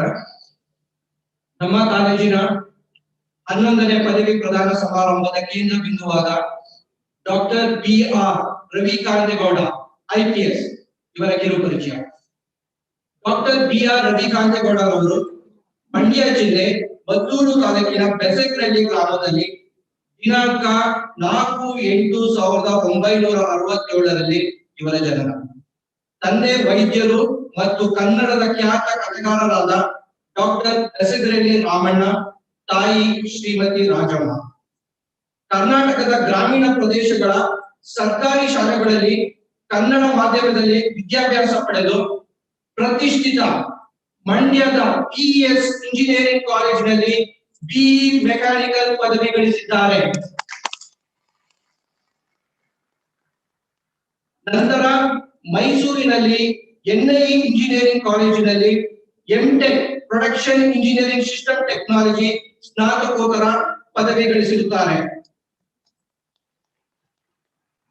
ನಂತರ ಇವರು ಉಪನ್ಯಾಸಕರಾಗಿ ಬೆಂಗಳೂರಿನ Dayananda college of engineering, BIT ಹಾಗೂ ಬೆಂಗಳೂರು ವಿಶ್ವವಿದ್ಯಾನಿಲಯದ Visvesvaraya college of engineering ನಲ್ಲಿ ಸೇವೆ ಸಲ್ಲಿಸಿದ್ದಾರೆ. ವಿದ್ಯಾರ್ಥಿ ದಶೆಯಲ್ಲಿಯೇ ಸಾಹಿತ್ಯ ಮತ್ತು ಸಂಸ್ಕೃತಿ ವಿಷಯಗಳಲ್ಲಿ ತೀವ್ರ ಆಸಕ್ತಿ. ತಮ್ಮ ತಂದೆಯವರ ಸ್ನೇಹಿತರೊಡಗೂಡಿ ಸ್ಥಾಪಿತಗೊಂಡಿರುವ ಡಾಕ್ಟರ್ ಬೆಸಗ್ರೆಡ್ಡಿ ಪ್ರತಿಷ್ಠಾನದಿಂದ ಅನೇಕ ಸಾಹಿತ್ಯ, ಸಾಂಸ್ಕೃತಿಕ ಮತ್ತು ಶೈಕ್ಷಣಿಕ ಚಟುವಟಿಕೆಗಳಲ್ಲಿ ಸಕ್ರಿಯವಾಗಿದ್ದಾರೆ. ಕರ್ನಾಟಕ ಲೋಕಸೇವಾ ಆಯೋಗದ ಆಡಳಿತಾತ್ಮಕ ಸೇವೆಗಳಿಗೆ ನಡೆಸಿದ ಸ್ಪರ್ಧಾತ್ಮಕ ಪರೀಕ್ಷೆಯಲ್ಲಿ ರಾಜ್ಯಕ್ಕೆ 6ನೇ ರ್ಯಾಂಕ್ ಗಳಿಸಿ ಉಪ ಪೊಲೀಸ್ ಅಧೀಕ್ಷಕರಾಗಿ ಡಿವೈಎಸ್ಪಿ ಹುದ್ದೆಗೆ 1997 ಮಾರ್ಚ್ನಲ್ಲಿ ಆಯ್ಕೆಯಾಗಿದ್ದಾರೆ. ಬೆಂಗಳೂರು ಗ್ರಾಮಾಂತರ ಜಿಲ್ಲೆಯಲ್ಲಿ ಪ್ರೊಬೇಷನರಿ ಅಧಿಕಾರಿಯಾಗಿ ಕಾರ್ಯನಿರ್ವಹಿಸಿ 1999ರಲ್ಲಿ ನಂಜನಗೂಡು ಉಪವಿಭಾಗಕ್ಕೆ ಡಿವೈಎಸ್ಪಿ ಆಗಿ ನೇಮಕಗೊಂಡರು. ಅಪರಾಧ ಪತ್ತೆ ಮತ್ತು ಕಾನೂನು ಸುವ್ಯವಸ್ಥೆ ಕಾಪಾಡಲು ಕೈಗೊಂಡ ಕ್ರಮಗಳಿಂದಾಗಿ 2002ರಲ್ಲಿ ಮುಖ್ಯಮಂತ್ರಿಗಳ ಚಿನ್ನದ ಪದಕಕ್ಕೆ ಭಾಜನರಾದರು. ಪೊಲೀಸ್ ಅಧೀಕ್ಷಕರಾಗಿ ಪದೋನ್ನತಿ ಹೊಂದಿ ಹುಬ್ಬಳ್ಳಿ ಧಾರವಾಡ ಅವಳಿ ನಗರದ ಉಪ ಪೊಲೀಸ್ ಆಯುಕ್ತರಾಗಿ ನೇಮಕಗೊಂಡರು. ಅಲ್ಲಿಂದ ರಾಜಧಾನಿ ಬೆಂಗಳೂರಿಗೆ ಉಪ ಪೊಲೀಸ್ ಆಯುಕ್ತರಾಗಿ ವರ್ಗಾವಣೆ ಹೊಂದಿ ಬೆಂಗಳೂರಿನ ಕುಖ್ಯಾತ ರೌಡಿಗಳನ್ನು ಹೆಡೆಮುರಿ ಕಟ್ಟಿದ್ದಲ್ಲದೆ ಇನ್ನೂ ಹಲವಾರು ದಾರಿ ತಪ್ಪಿದ ಯುವಕರನ್ನು ಸಮಾಜದ ಮುಖ್ಯವಾಹಿನಿಗೆ ತರಲು ಕಾರಣೀಭೂತರಾದರು. ಲಷ್ಕರ್-ಇ ತೊಯ್ಬಾಗೆ ಸೇರಿದ ಉಗ್ರನನ್ನು ಬಂಧಿಸಿ 2 AK-56 ಬಂದೂಕುಗಳನ್ನು ಹಾಗೂ 450 ಜೀವಂತ ಗುಂಡುಗಳನ್ನು ವಶಪಡಿಸಿಕೊಂಡಿದ್ದಲ್ಲದೆ 10 ಗ್ರೆನೇಡ್ಗಳನ್ನು ಸಹ ಜಪ್ತಿ ಮಾಡಿಕೊಂಡು ಬೆಂಗಳೂರು ನಗರದಲ್ಲಿ ಆಗಬಹುದಾಗಿದ್ದ ದೊಡ್ಡ ಅನಾಹುತವನ್ನು ತಪ್ಪಿಸಿದರು. ಇವರ ಈ ಅನನ್ಯ ಸೇವೆಗಾಗಿ ಮತ್ತು ಸಾಹಸಗಳಿಗಾಗಿ ಅವರ ಸೇವಾ ಜೀವನದಲ್ಲಿ 2ನೇ ಬಾರಿಗೆ ಮಾನ್ಯ ಮುಖ್ಯಮಂತ್ರಿಗಳ ಬಂಗಾರದ ಪದಕವು 2007ರಲ್ಲಿ ಇವರ ಡಾಕ್ಟರ್ ಬಿ.ಆರ್. ರವಿಕಾಂತೇಗೌಡ ಅವರು ರಾಜ್ಯ ಗುಪ್ತವಾರ್ತೆಯಲ್ಲಿ ಅಧೀಕ್ಷಕರು ಆಗಿ ಕರ್ತವ್ಯ ನಿರ್ವಹಿಸುತ್ತಿರುವಾಗ ಅತಿ ಗಣ್ಯ ವ್ಯಕ್ತಿಗಳ ಭದ್ರತೆ ಬಗ್ಗೆ, ಪ್ರಕೃತಿ ವಿಕೋಪಗಳನ್ನು ಎದುರಿಸುವ ಬಗ್ಗೆ ಮತ್ತು ಮುಖ್ಯ ಸರ್ಕಾರಿ ಕಚೇರಿಗಳ ರಕ್ಷಣೆಗೆ ಅಗತ್ಯವಾದ ಯೋಜಿತ ಕಾರ್ಯವಿಧಾನಗಳನ್ನು ಖುದ್ದು ತಯಾರಿಸಿದ್ದು ಇವರ ಮತ್ತೊಂದು ಸಾಧನೆ. ಮೈಸೂರಿನಲ್ಲಿ 2009ನೇ ಸಾಲಿನಲ್ಲಿ ನಡೆದ ಕೋಮು ಗಲಭೆಗಳನ್ನು ಹತ್ತಿಕ್ಕಲು ಇಲಾಖೆಯು ಇವರನ್ನು ವಿಶೇಷವಾಗಿ ಕರ್ತವ್ಯಕ್ಕೆ ನೇಮಿಸಿತ್ತು. ಇವರಿಗೆ ಮೈಸೂರು ನಗರದ ಅತ್ಯಂತ ಸೂಕ್ಷ್ಮ ಕೋಮು ವಲಯವನ್ನು ನಿಭಾಯಿಸಲು ನಿಯೋಜಿಸಲಾಗಿತ್ತು. ಈ ಸಂದರ್ಭದಲ್ಲಿ ಇವರು ಕೋಮು ಗಲಭೆಗಳಿಗೆ ಕಾರಣೀಭೂತರಾದ ಹಲವಾರು ಮತಾಂಧ ಗೂಂಡಗಳನ್ನು ಬಂಧಿಸಿ ಕಠಿಣ ಕ್ರಮ ಕೈಗೊಂಡು ಮೈಸೂರು ನಗರದಲ್ಲಿ ಶಾಂತಿಯನ್ನು ಮರುಸ್ಥಾಪನೆ ಮಾಡುವಲ್ಲಿ ಯಶಸ್ವಿಯಾದರು. ಇವರು ಬಡ್ತಿ ಹೊಂದಿ 2005ನೇ ತಂಡದ IPS ಅಧಿಕಾರಿಗಳ ವೃಂದಕ್ಕೆ ನಿಯೋಜನೆಗೊಂಡರು. ಬೆಂಗಳೂರು ನಗರದ ಈಶಾನ್ಯ ವಿಭಾಗಕ್ಕೆ DCP ಆಗಿ ನೇಮಕಗೊಂಡರು. 2019ನೇ ಇಸ್ವಿಯಲ್ಲಿ ರಾಷ್ಟ್ರ ಮಟ್ಟದಲ್ಲಿ ಡೈರೆಕ್ಟರ್ ಜನರಲ್ ರವರ ರೋಲ್ ಆಫ್ ಹಾನರ್ ರಾಷ್ಟ್ರ ಮಟ್ಟದ ಪ್ರಶಸ್ತಿಯು ಶ್ರೀಯುತರಿಗೆ ಲಭಿಸಿತು. ದಕ್ಷಿಣ ಕನ್ನಡ ಜಿಲ್ಲೆಯು ಕೋಮು ವಿಷಯಗಳಲ್ಲಿ ಸಂವೇದನಶೀಲ ಪ್ರದೇಶವಾಗಿದ್ದು ಡಾಕ್ಟರ್ ಬಿ.ಆರ್. ರವಿಕಾಂತೇಗೌಡರವರು ಅತ್ಯಂತ ಸಂಘರ್ಷದ ವಾತಾವರಣದಲ್ಲಿ ಆ ಜಿಲ್ಲೆಯ ಪೊಲೀಸ್ ವರಿಷ್ಠಾಧಿಕಾರಿಯನ್ನಾಗಿ ನೇಮಿಸಲಾಯಿತು. ಅವರು ತಮ್ಮ ಅಧಿಕಾರಾವಧಿಯಲ್ಲಿ ಕೋಮು ಸಂಘರ್ಷದ ವಾತಾವರಣವನ್ನು ಶಮನಗೊಳಿಸಿ ಜಿಲ್ಲೆಯಲ್ಲಿ ಪರಿಸ್ಥಿತಿಯನ್ನು ನಿಭಾಯಿಸಿದರು. ಬೆಂಗಳೂರು ನಗರದ ಅಪರಾಧ ವಿಭಾಗದ ಜಂಟಿ ಪೊಲೀಸ್ ಆಯುಕ್ತರಾಗಿ ಸೇವೆ ಸಲ್ಲಿಸುತ್ತಿದ್ದ ಸಂದರ್ಭದಲ್ಲಿ ಇವರ ಕೌಶಲ್ಯಗಳನ್ನು ಹಾಗೂ ಕಲಿಕಾ ಪ್ರತಿಭೆಗಳನ್ನು ಪರಿಗಣಿಸಿ ಸರ್ಕಾರವು ಇವರಿಗೆ IMA ಬಹುಕೋಟಿ ಹಗರಣದ ತನಿಖೆಯನ್ನು ವಹಿಸಿದರು. ರಾಜ್ಯಾದ್ಯಂತ ದಾಖಲಾದ ಪ್ರಕರಣಗಳಲ್ಲಿ IMA ಗ್ರೂಪ್ ಆಫ್ ಕಂಪನಿಯ 500 ಕೋಟಿ ಮೌಲ್ಯದ ಹೆಚ್ಚಿನ ಚರ ಮತ್ತು ಸ್ಥಿರ ಆಸ್ತಿಯನ್ನು ಪತ್ತೆ ಹಚ್ಚಿ ಪ್ರಕರಣದ ಎಲ್ಲಾ ಪ್ರಮುಖ ಆರೋಪಿಗಳನ್ನು ಬಂಧಿಸಿದಲ್ಲದೆ ಪ್ರಕರಣದ ಪ್ರಮುಖ ಆರೋಪಿಯು ವಿದೇಶದಲ್ಲಿ ತಲೆಮರೆಸಿಕೊಂಡಿದ್ದನ್ನು ಪತ್ತೆ ಹಚ್ಚಿ ಆತನನ್ನು ಬಂಧಿಸುವಲ್ಲಿ ಯಶಸ್ವಿಯಾದರು. ಪ್ರಸ್ತುತ ಅವರು ಬೆಂಗಳೂರು ನಗರದ ಸಂಚಾರ ವಿಭಾಗದಲ್ಲಿ ಜಂಟಿ ಪೊಲೀಸ್ ಆಯುಕ್ತರಾಗಿ ಸೇವೆ ಸಲ್ಲಿಸುತ್ತಿದ್ದು, ಸಂಚಾರ ಸುಧಾರಣೆ, ಬ್ಲಾಕ್ ಸ್ಪಾಟ್ ಗಳ ತಗ್ಗಿಸುವಿಕೆ, ಕಾಂಟ್ಯಾಕ್ಟ್ ಲೆಸ್ ಎನ್ಫೋರ್ಸ್ಮೆಂಟ್ ಜಾರಿ ಹಾಗೂ ವಿಶೇಷ ಸಂಚಾರ ನಿಯಮ ಜಾರಿ ಅಭಿಯಾನಗಳನ್ನು ಜಾರಿಗೊಳಿಸುತ್ತಿದ್ದಾರೆ. ಸಂಚಾರ ನಿಯಂತ್ರಣ ಮತ್ತು ನಿಯಮ ಜಾರಿಯಲ್ಲಿ ತಂತ್ರಜ್ಞಾನದ ಮೂಲಕ, ಟೆಕ್ನಾಲಜಿಯ ಮೂಲಕ ಪಾರದರ್ಶಕತೆಯನ್ನು ತರಲು ಶ್ರಮಿಸುತ್ತಿದ್ದಾರೆ. ವೃತ್ತಿಯಿಂದಾಚೆಗೆ ಇರುವ ಅವರ ಆಸಕ್ತಿ ಕುವೆಂಪು ಸಾಂಸ್ಕೃತಿಕ ವಿದ್ಯಮಾನ ಒಂದು ಅಧ್ಯಯನ ಎಂಬ ಸಂಶೋಧನಾ ಮಹಾಪ್ರಬಂಧದಲ್ಲಿ ಫಲಿತಗೊಂಡು ಹಂಪಿ ಕನ್ನಡ ವಿಶ್ವವಿದ್ಯಾನಿಲಯವು 2015ರಲ್ಲಿ ಡಿಲಿಟ್ ಪದವಿ ಪ್ರದಾನ ಮಾಡಿದೆ. ಡಾಕ್ಟರ್ BR ರವಿಕಾಂತೇಗೌಡ ಅವರು ಶಿಸ್ತು ಮೈಗೂಡಿಸಿಕೊಂಡು ಸಾರ್ವಜನಿಕ ಸೇವೆಗೆ ಸಮರ್ಪಿತಗೊಂಡು ಜನಾನುರಾಗಿ ಅಧಿಕಾರಿಯಾಗಿ ಹೆಸರುಗಳಿಸಿದ್ದಾರೆ. ಬಹುಮುಖ ಪ್ರತಿಭೆ ಇವರು. ಪೊಲೀಸ್ ಇಲಾಖೆಯಲ್ಲಿ 23 ವರ್ಷಗಳಿಂದ ಯಾವುದೇ ಕಳಂಕವಿಲ್ಲದೆ ಸೇವೆ ಸಲ್ಲಿಸುತ್ತಿದ್ದು, ಇತರ ಯುವ ಅಧಿಕಾರಿಗಳಿಗೆ ಹಾಗೂ ಯುವ ಜನತೆಗೆ ಮಾದರಿಯಾಗಿದ್ದಾರೆ. ವಂದನೆಗಳು.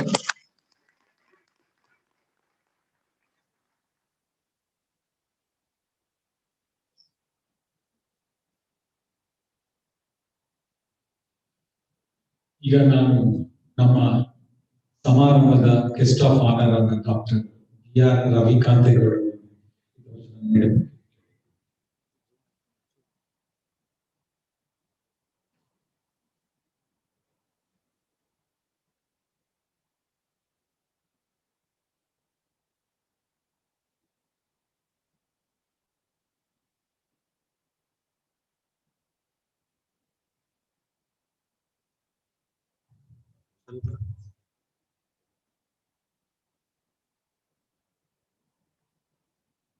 PS College of Engineering, ಮಂಡ್ಯದ 11ನೇ ಪದವಿ ಪ್ರದಾನ ಸಮಾರಂಭದಲ್ಲಿ ಅಧ್ಯಕ್ಷತೆಯನ್ನ ವಹಿಸಿರ್ತಕ್ಕಂಥ ಶ್ರೀ KS ವಿಜಯ್ ಆನಂದ್ ಅವರೇ,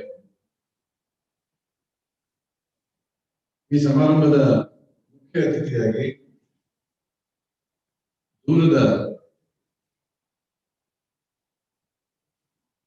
ನ್ಯೂಯಾರ್ಕ್ ನಿಂದ ನಮ್ಮನ್ನು ಉದ್ದೇಶಿಸಿ ಮಾತನಾಡಿದ ಪ್ರೊಫೆಸರ್ ಪಾಟೀಲ್ ಅವರೇ, ಈ ದಿವಸ ವೇದಿಕೆ ಮೇಲೆ ಉಪಸ್ಥಿತರಿರತಕ್ಕಂತಹ PS ಸಂಸ್ಥೆಗಳ ಕಾರ್ಯದರ್ಶಿಗಳಾದ ಶ್ರೀ ಶಿವಪ್ರಸಾದ್ ಅವರೇ, ಈ ದಿವಸ ನನಗೆ ಗುರುಗಳು ಮತ್ತು PS ಇಂಜಿನಿಯರಿಂಗ್ ಕಾಲೇಜಿನ ಪ್ರಾಂಶುಪಾಲರಾದ ಡಾಕ್ಟರ್ ಶ್ರೀ ರವೀಂದ್ರ ಅವರೇ,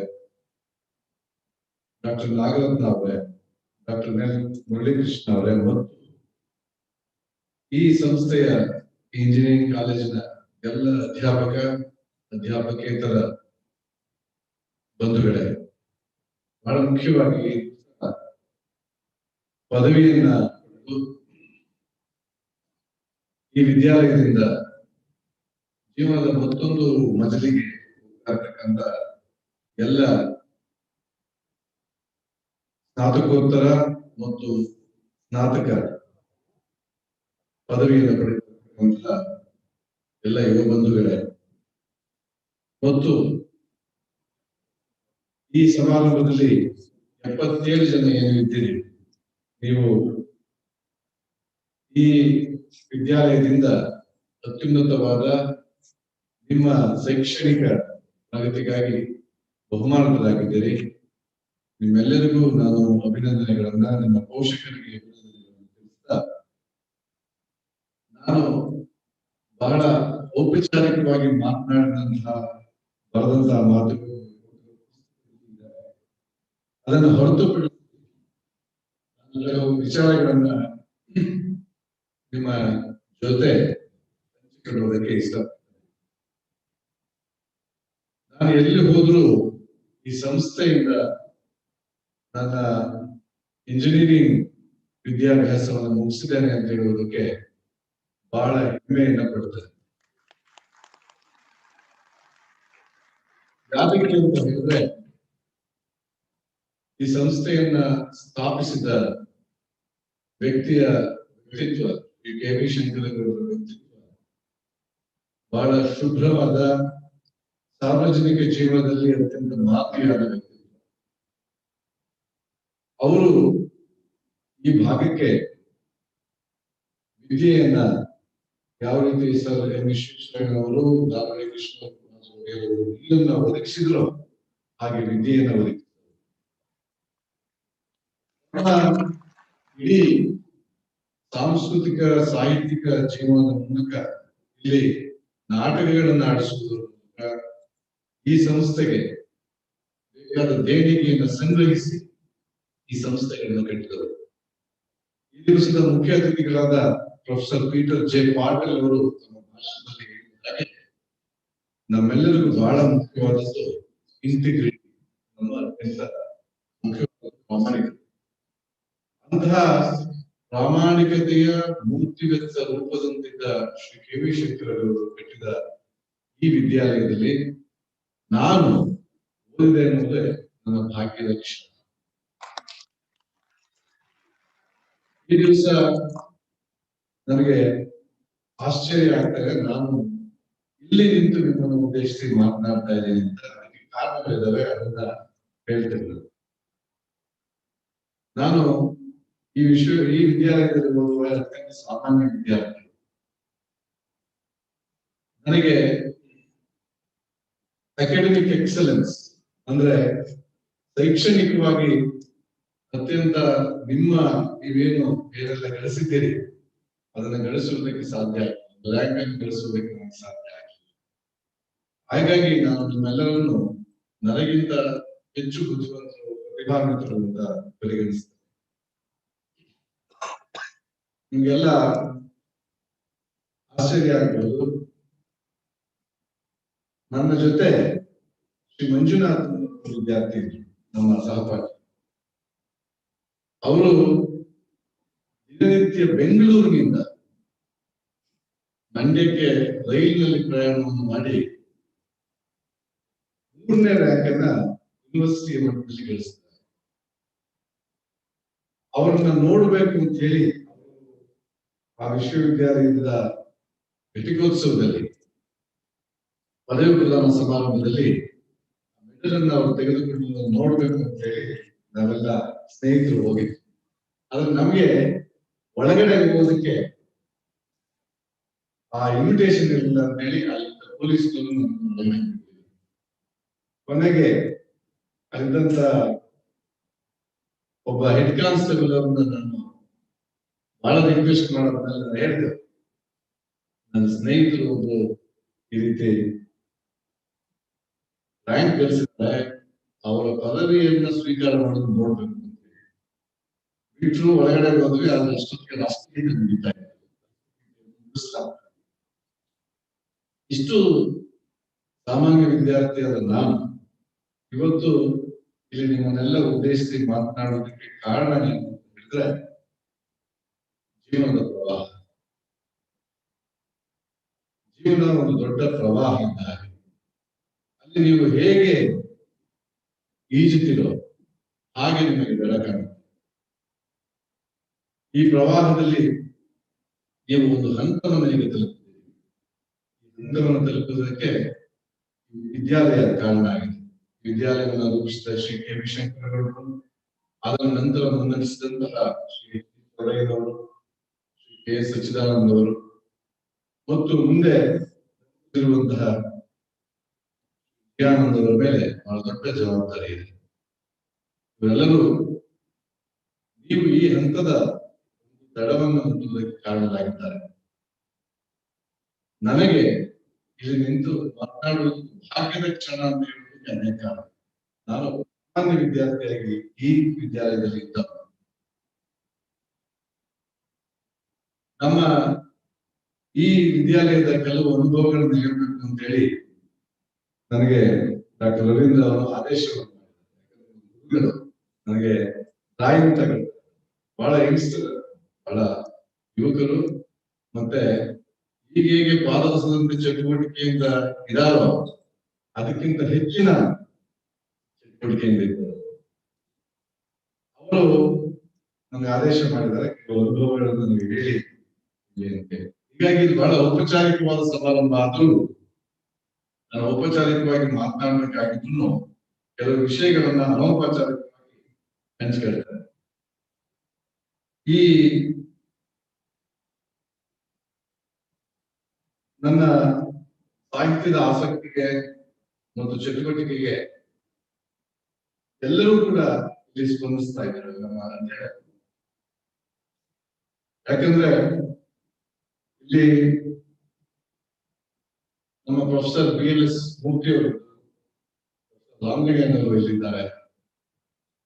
ಇವರೆಲ್ಲರೂ ಸಹ ನಮ್ಮ ಅನೇಕ ಅವಿವೇಕಗಳನ್ನು ಕ್ಷಮಿಸಿ ನಮ್ಮನ್ನ ಒಂದು ರೀತಿ ತಾಯಿಯ ಹೃದಯದಲ್ಲಿ ನೋಡ್ಕೊಂಡು ಬೆಳೆಸಿದವರು. ನನಗೆ ಚೆನ್ನಾಗಿ ಜ್ಞಾಪಕ ಇದೆ, ಖ್ಯಾತ ಸಾಹಿತ್ಯದ ಶ್ರೀ ಕೃಷ್ಣ ನಿಧನರಾದಾಗ ನಾವು ಇಲ್ಲಿ ಲಾನ್ನಲ್ಲಿ ಒಂದು ಶ್ರದ್ಧಾಂಜಲಿ ಸಭೆಯನ್ನು ಏರ್ಪಡಿಸಿದ್ವಿ. ನಮಗೆ ಆಶ್ಚರ್ಯ ಆಗುವ ರೀತಿಯಲ್ಲಿ ಬಹಳ ನಮ್ಮ ಪ್ರಿನ್ಸಿಪಾಲ್ ಅಂದ್ರೆ ನಾವೆಲ್ಲರೂ ಎದುರು ನಡುವಂತ ಶ್ರೀ BLS ಅವರು ಸಮಾರಂಭಕ್ಕೆ ಬಂದು ಶ್ರೀ ಕೃಷ್ಣ ಕಾಲದಲ್ಲಿ ಮಾತನಾಡ್ತಾರೆ. ಅಷ್ಟೇ ಅಲ್ಲ, ಇಲ್ಲಿಂದ ಶ್ರೀ ಅಂಬೇಡ್ಕರ್ ಅವರ ವಿರುದ್ಧ ಒಬ್ಬ ಕುರಿಯ ಸ್ವಾಮೀಜಿ ಬಹಳ ನಿಂದನಾತ್ಮಕವಾದ ಭಾಷಣವನ್ನು ಮಾಡಿದ್ದಾರೆ ಅಂತ ಹೇಳಿ ನಾವೆಲ್ಲರೂ ವಿದ್ಯಾರ್ಥಿಗಳು ಇಲ್ಲಿ ದೊಡ್ಡ ಮೆರವಣಿಗೆಯನ್ನ ತೆಗೆದುಕೊಂಡು ಹೋಗಿದ್ವಿ. ಆಗ್ಲೂ ಸಹ ನಮ್ಮ ಈ ರೀತಿಯ ಚಟುವಟಿಕೆಗಳಿಗೆ ಶೈಕ್ಷಣಿಕ ಚಟುವಟಿಕೆಗಳಿಗೆ ಮತ್ತೆ ಆಯಾ ಮಟ್ಟದಲ್ಲಿ ನಮ್ಮ ನಾಯಕತ್ವ ಕಲಿಯುವುದಕ್ಕೆ ಜೀವನವನ್ನು ನೋಡುವ ದೃಷ್ಟಿಯನ್ನ ಈ ಹುಡುಗರು ಬೇರೆ ತರ ಇಟ್ಕೊಂಡಿದ್ದಾರೆ ಅನ್ನುವ ಕಾರಣಕ್ಕೆ ನಮ್ಮೆಲ್ಲ ತಪ್ಪುಗಳನ್ನ ಆ ಕಾಲಕ್ಕೆ ತಪ್ಪು ಅಂದ್ರೆ ನಮಗೆ ಸರಿ ಅನ್ಸೋದು ಬೇರೆ ತಪ್ಪು ಅನಿಸ್ತಾ ಇತ್ತು, ಅದನ್ನೆಲ್ಲ ಕ್ಷಮಿಸ್ತದೆ. ಹೀಗಾಗಿ ಅವರೆಲ್ಲರ ಕೃಪೆ ಆಶೀರ್ವಾದದಿಂದ ನಾನು ಇವತ್ತು ನಿಮ್ಮ ಉದ್ದೇಶಿಸಿ ಮಾತನಾಡುವುದಕ್ಕೆ ಸಾಧ್ಯ ಆಗಿದೆ. ಈ ವಿಶ್ವವಿದ್ಯಾಲಯದಲ್ಲಿ ಈ ವಿದ್ಯಾಲಯದಲ್ಲಿ 4 ವರ್ಷ ಏನು ಕಳೆದಿದ್ದೇನೆ ಅದು ಬಹಳ ಮಧುರವಾದ ಅನುಭವ. ಅನೇಕ ಈ ಚುನಾವಣೆಗಳನ್ನ ನಾವು ಗೆದ್ದಿದ್ದೇವೆ, ಸೋತಿದ್ದೇವೆ. ಬಹಳ ಡೆಮಾಕ್ರೆಟಿಕ್ ಆದ ಪ್ರಜಾಪ್ರಭುತ್ವದಲ್ಲಿ ನಂಬಿಕೆ ಉಳ್ಳುವಂತ ಎಲ್ಲರೂ ಕೂಡ ಮಾಡಬಹುದಾದ ಚಟುವಟಿಕೆಗಳನ್ನು ಮಾಡಿದ್ದಾರೆ. ನಮಗೆ ಶ್ರೀ ವೀರಪ್ಪನವರು ನಮ್ಮ ವಿದ್ಯಾರ್ಥಿ ಸಮೂಹಕ್ಕೆ ನಿರ್ದೇಶನ ನೀಡತಕ್ಕಂತಹ ಶ್ರೀ ವೀರೇಗೌಡರು ಅವರಿದ್ರು. ಅವರು ಯಾವತ್ತೂ ಅವ್ರ ಜೊತೆ ಅವರು ಈ ವಿದ್ಯಾಲಯದ ಒಳಗಡೆ ಕುಟುಂಬದ ಸ್ನೇಹಿತರಾಗಿದ್ರು ಸಹ ನಾವು ಅವ್ರ ಜೊತೆ ಅನೇಕ ಕಾರಣಗಳಿಗಾಗಿ ಸಂಘರ್ಷ ಮಾಡ್ತಾ ಇದ್ದೀವಿ. ಎಲ್ಲವನ್ನೂ ಅವರು ಕ್ಷಮಿಸ್ತಾ ಇದ್ದಾರೆ. ಇಂತಹ ಒಂದು ಒಳ್ಳೆಯ ವಾತಾವರಣ ವಿದ್ಯಾಲಯದಲ್ಲಿ ಅವತ್ತು ಇತ್ತು, ಇವತ್ತು ಇದೆ ಅಂತ. ಈ ವಿಷಯಗಳನ್ನು ಯಾಕೆ ಹೇಳ್ತಾ ಇದ್ದೀನಿ ಅಂತ ಹೇಳಿದ್ರೆ, ನಾನು ಇನ್ನಷ್ಟು ಪ್ರತಿಭಾವಂತನಲ್ಲ. ನೀವೆಲ್ಲರೂ ನಿಮ್ಮ ಈಗ ಈ 77 ಜನ ಇರಲಿ 1ರಿಂದ 10ನೇ ರ್ಯಾಂಕ್. ಹೀಗಾಗಿ ನಿಮ್ಮ ಪ್ರತಿಭೆಯ ಮಟ್ಟ ನನಗಿಂತ ದೊಡ್ಡದಿದೆ ಅಂತ ಅನ್ಕೊಂಡಿದ್ದೇನೆ. ಇವತ್ತೆಲ್ಲರೂ ಕೂಡ ನೀವು ಇಲ್ಲಿ ಬಂದು ಈ ಘಟಿಕೋತ್ಸವದಲ್ಲಿ ಸಮಾರಂಭದಲ್ಲಿ ಪದವಿಯನ್ನು ಸ್ವೀಕರಿಸಿದರೆ ನಿಮಗೆ ನಿಮ್ಮದೇ ಆದ ಕನಸುಗಳು, ನಿಮ್ಮದೇ ಆದ ಆಕಾಂಕ್ಷೆಗಳು, ನಿಮ್ಮದು ತಂದೆ ತಾಯಿಗಳ ಕನಸುಗಳು, ಆಕಾಂಕ್ಷೆಗಳೆಲ್ಲ ಕೂಡ ನಿಮ್ಮ ಜೊತೆ ಇದೆ. ನೀವು ಅದನ್ನೆಲ್ಲವನ್ನ ಪೂರೈಸುವ ಹಂತಕ್ಕೆ ನಿಮಗೆ ನಾನು ಪೂರ್ವಕವಾಗಿ ಶುಭವನ್ನು ಹಾರೈಸ್ತೇನೆ.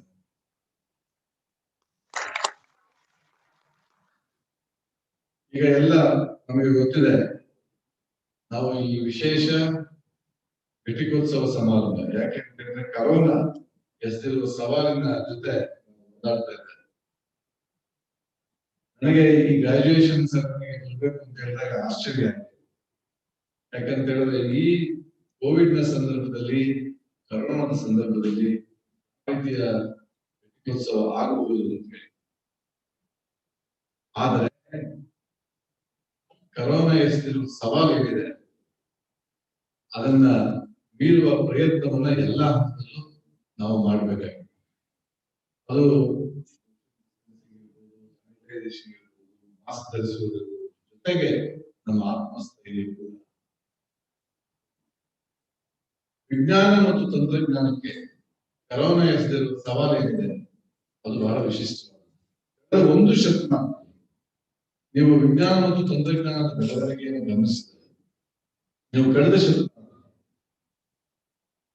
ವಿಜ್ಞಾನ ಮತ್ತು ತಂತ್ರಜ್ಞಾನ ಎರಡು ಮಹಾಯುದ್ಧಗಳು ಏನು ಎರಡು ನಡೀತು ಅವರ ಬೆಳವಣಿಗೆಗೆ, ಅದೇ ರೀತಿ ಭಾರತದಂತಹ ದೇಶ ಬ್ರಿಟಿಷರಿಂದ ಮುಕ್ತಿಗೊಂಡುವಂತ ಸಂದರ್ಭದಲ್ಲಿ ಏನು ಬೆಳವಣಿಗೆಗಳಾದವು ಎಲ್ಲವನ್ನೂ ಗಮನಿಸಿದಾಗ ವಿಜ್ಞಾನ ಮತ್ತು ತಂತ್ರಜ್ಞಾನದ ಬೆಳವಣಿಗೆ ಅಪಾರವಾಗಿ ಆಗಿದೆ, ನಾಗಾಲೋಟದಲ್ಲಿ ಆಗಿದೆ. ಹೀಗಾಗಿ ವಿಜ್ಞಾನ ಮತ್ತು ತಂತ್ರಜ್ಞಾನ ನಮ್ಮ ದಿನನಿತ್ಯದ ಬದುಕಿನಲ್ಲಿ ಬಹಳ ದೊಡ್ಡ ರೀತಿಯ ಪರಿಣಾಮ. ಕರೋನಾ ಅಂತ ವಿಜ್ಞಾನ ಮತ್ತು ತಂತ್ರಜ್ಞಾನದ ಬೆಳವಣಿಗೆಗೆ ದೊಡ್ಡ ಸವಾಲನ್ನು ಎಸೆದಿದೆ. ಇದು ಒಂದು. ಎರಡನೆಯದು ಮುಖ್ಯವಾಗಿ ನಾನು ನಿಮ್ಮ ಜೊತೆ ಮಾತನಾಡಬೇಕು ಅಂತ ಹೇಳಿದ್ದೀನಿ ಅಂತ ಹೇಳಿದ್ರೆ, ವೆಸ್ಟರ್ನ್ ವರ್ಲ್ಡ್, ಪಾಶ್ಚಿಮಾತ್ಯರಲ್ಲಿ ಒಂದು ಏನಂದ್ರೆ ವಿಜ್ಞಾನ ಮತ್ತು ತಂತ್ರಜ್ಞಾನ ಭಾವನೆಯುಕ್ತವಾದದ್ದು, ಎಮೋಷನ್ ಲೆಸ್. ಅದಕ್ಕೆ ಜೊತೆ ಯಾವುದೇ ರೀತಿಯ ಸಂಪರ್ಕ ಇರುವಂತದ್ದಲ್ಲ. ಹೀಗಾಗಿ ವಿಜ್ಞಾನ ಮತ್ತು ತಂತ್ರಜ್ಞಾನವನ್ನ ಅಧ್ಯಯನ ಮಾಡ್ತಕ್ಕಂಥದ್ದು ಆ ರೀತಿಯ ಸಂಬಂಧಗಳಿಗೆ, ಆ ರೀತಿಯ ಸಂಕೋಲೆಗಳಿಗೆ ಒಳಗಾಗುವಂತಹ ಅಗತ್ಯ ಇಲ್ಲ. ಆ ಒಂದು ಇಡೀ ಥಿಯರೈಸ್ ಮಾಡೋದು ವಿಜ್ಞಾನ ಮತ್ತು ತಂತ್ರಜ್ಞಾನವನ್ನ ಆ ರೀತಿ ನೋಡುವುದಕ್ಕೆ ಒಂದು ಒತ್ತಾಯವನ್ನ ವೆಸ್ಟರ್ನ್ ಫಿಲಾಸಫಿ, ಪಾಶ್ಚಿಮಾತ್ಯ ವೈಜ್ಞಾನಿಕ ತಾತ್ವಿಕತೆ ನಮಗೆ ಹೇಳ್ತಾ ಬಂದ. ಆದರೆ ನಾನು ಈ ಸಂದರ್ಭದಲ್ಲಿ ಯಾವುದೇ ಒಂದು ಜ್ಞಾನಶಾಸ್ತ್ರ, ಅದು ಇತಿಹಾಸ ಇರಬಹುದು, ಭೂಗೋಳ ಇರಬಹುದು, ವಿಜ್ಞಾನ ಇರಬಹುದು, ವಿಜ್ಞಾನಕ್ಕೆ ಸಂಬಂಧಿಸಿದ ತಂತ್ರಜ್ಞಾನ ಇರಬಹುದು, ಮನುಷ್ಯನ ಭಾವನೆಗಳನ್ನ, ಮನುಷ್ಯನ ಸಂಬಂಧಗಳನ್ನ ಮೀರಿದ ದಿವಸ ಅದು ಅಪ್ರಸ್ತುತ ಆಗ್ತದೆ. ನಾವೆಲ್ಲರೂ ಐನ್ಸ್ಟೀನ್ E=mc², ಈ ಒಂದು ಸೂತ್ರದ ಬಗ್ಗೆ ನಮ್ಮೆಲ್ಲರಿಗೂ ಗೊತ್ತಿದೆ.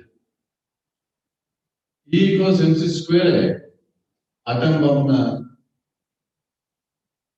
ಸಂಶೋಧನೆಗೆ ಕಾರಣವಾದದ್ದು ಅನ್ನುವುದು ನಮಗೆ ಗೊತ್ತಿದೆ.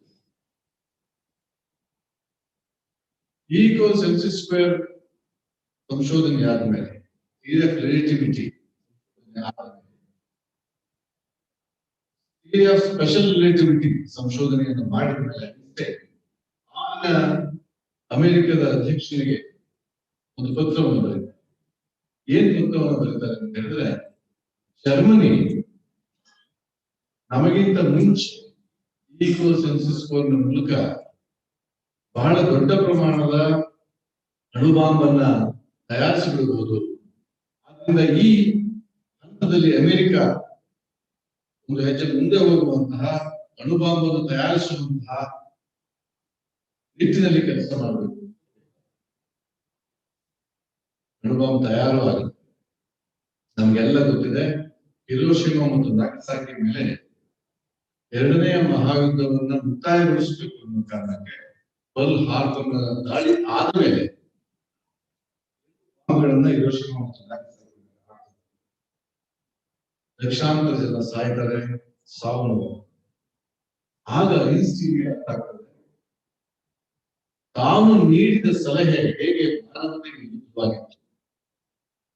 ಇಟ್ ವಾಸ್ ಅಗೇನ್ಸ್ಟ್ ಹ್ಯುಮ್ಯಾನಿಟಿ ಅನ್ನುವುದು ಐನ್ಸ್ಟೀನ್ ಅರ್ಥ. ಐನ್ಸ್ಟೀನ್ ಅದನ್ನ ಬಹಳ ದುಃಖದಿಂದ, ಬಹಳ ಬೇಸರದಿಂದ ತನ್ನ ಸಂಶೋಧನೆ ಇಷ್ಟೊಂದು ಜನರ ಸಾವು ನೋವಿಗೆ ಕಾರಣವಾಯ್ತಲ್ಲ ಅನ್ನುವ ದುಃಖಕ್ಕೆ, ವಿಷಾದಕ್ಕೆ ಐನ್ಸ್ಟೀನ್ ಒಳಗಾಗ್ತಾರೆ. ಈ ಹಿನ್ನೆಲೆ ಒಳಗೆ ಐನ್ಸ್ಟೀನ್ ಹೇಳ್ತಕ್ಕಂಥ ಮಾತನ್ನ ನಾವೆಲ್ಲರೂ ಗಮನಿಸ್ಬೇಕು. ವಿಜ್ಞಾನ ಅಂತಕ್ಕಂಥದ್ದು ಭಾವನಿಷ್ಠವಾದದ್ದು, ಮನುಷ್ಯ ಸಂಬಂಧಗಳನ್ನ ತಂತ್ರಜ್ಞಾನ ಮೀರುವಂಥದ್ದಲ್ಲ. I fear the day that technology, fear the day that technology will surpass our human interaction.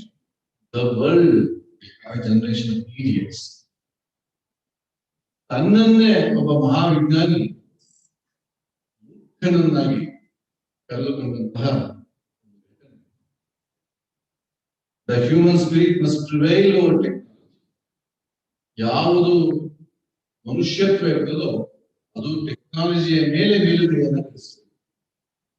ಅದು ಆಗದೆ ಹೋದ್ರೆ ವಿಜ್ಞಾನ ಮತ್ತು ತಂತ್ರಜ್ಞಾನದ ನಾವೇನು ಕಲಿತಾ ಇದ್ದೀವಿ ಅದು ಮನುಷ್ಯತ್ವದ ವಿರುದ್ಧ ಕೆಲಸ ಮಾಡ್ತದೆ. ಆದ್ರಿಂದ ನಾವೆಲ್ಲರೂ ಇವತ್ತು ಪದವಿಯನ್ನು ಏನು ಪಡಿತಾ ಇದ್ದೇವೆ, ನಾನಾಗ್ಲಿ ನೀವಾಗ್ಲಿ ಮನುಷ್ಯ ಪರವಾಗಿ ಕೆಲಸ ಮಾಡ್ತಕ್ಕಂತಹ ಅಂತ ತಂತ್ರಜ್ಞಾನವನ್ನ ಹುಡುಕ್ತಕ್ಕಂತಹ, ಅಂತ ತಂತ್ರಜ್ಞಾನದ ಪರಿಶೋಧನೆ ಮಾಡ್ತಕ್ಕಂತಹ, ಅಂತ ತಂತ್ರಜ್ಞಾನವನ್ನು ಎತ್ತಿ ಹಿಡಿತಕ್ಕಂಥ ಕೆಲಸವನ್ನು ಇಲ್ಲ ಅಂತ ಹೇಳಿದ್ರೆ ಬಹಳ ದೊಡ್ಡ ಸಂಕಟಕ್ಕೆ ನಾವೇ ಕಾರಣರಾಗ್ತದೆ. ಇವತ್ತು ಜಗತ್ತು ಅನುಭವಿಸುತ್ತಿರುವ ಸಂಕಟಕ್ಕೆ ವಿಜ್ಞಾನ ಮತ್ತು ತಂತ್ರಜ್ಞಾನದಲ್ಲಿ ಪರಿಹಾರ ಇಲ್ವಾ ಅಂತ ಇದೆ. ಆದ್ರೆ ಜಗತ್ತಿನ ಈ ಜಾಗತೀಕರಣದ ಗ್ಲೋಬಲೈಸೇಷನ್, ಜಗತ್ತೀಕರಣದ ಮಾರುಕಟ್ಟೆ ಸಂಸ್ಕೃತಿ, ಮಾರ್ಕೆಟ್ ಎಕಾನಮಿ, ಇವುಗಳ ಒಳಗಡೆ ವಿಜ್ಞಾನ ಮತ್ತು ತಂತ್ರಜ್ಞಾನವನ್ನು ನಾವು ಬರಿ ಮಾಡಿದ್ದೇವೆ, ಸಮಾಧಿ ಮಾಡಿದ್ದೇವೆ. ಇವತ್ತು ವಿಜ್ಞಾನ ಮತ್ತು ತಂತ್ರಜ್ಞಾನವನ್ನು ನಾವೆಲ್ಲರೂ ನಮ್ಮ ಲಾಭಕ್ಕೆ, ವೈಯಕ್ತಿಕ ಲಾಭಕ್ಕೆ ಇರಬಹುದು, ಅದನ್ನು ಉಪಯೋಗಿಸುವ ಮೂಲಕ ಅದನ್ನು ದೊಡ್ಡ ಪ್ರಮಾಣದಲ್ಲಿ ದುರುಪಯೋಗ ಮಾಡ್ತಾ ಇರೋದೇ ನಮ್ಮ ಇವತ್ತಿನ ಕಾರಣ. ಹೀಗಾಗಿ ವಿಜ್ಞಾನ ಮತ್ತು ತಂತ್ರಜ್ಞಾನಕ್ಕೆ ಒಂದು ಸಾಮಾಜಿಕ ಜವಾಬ್ದಾರಿ, ಸೋಷಿಯಲ್ ರೆಸ್ಪಾನ್ಸಿಬಿಲಿಟಿ ಇರಬೇಕಾಗ್ತದೆ.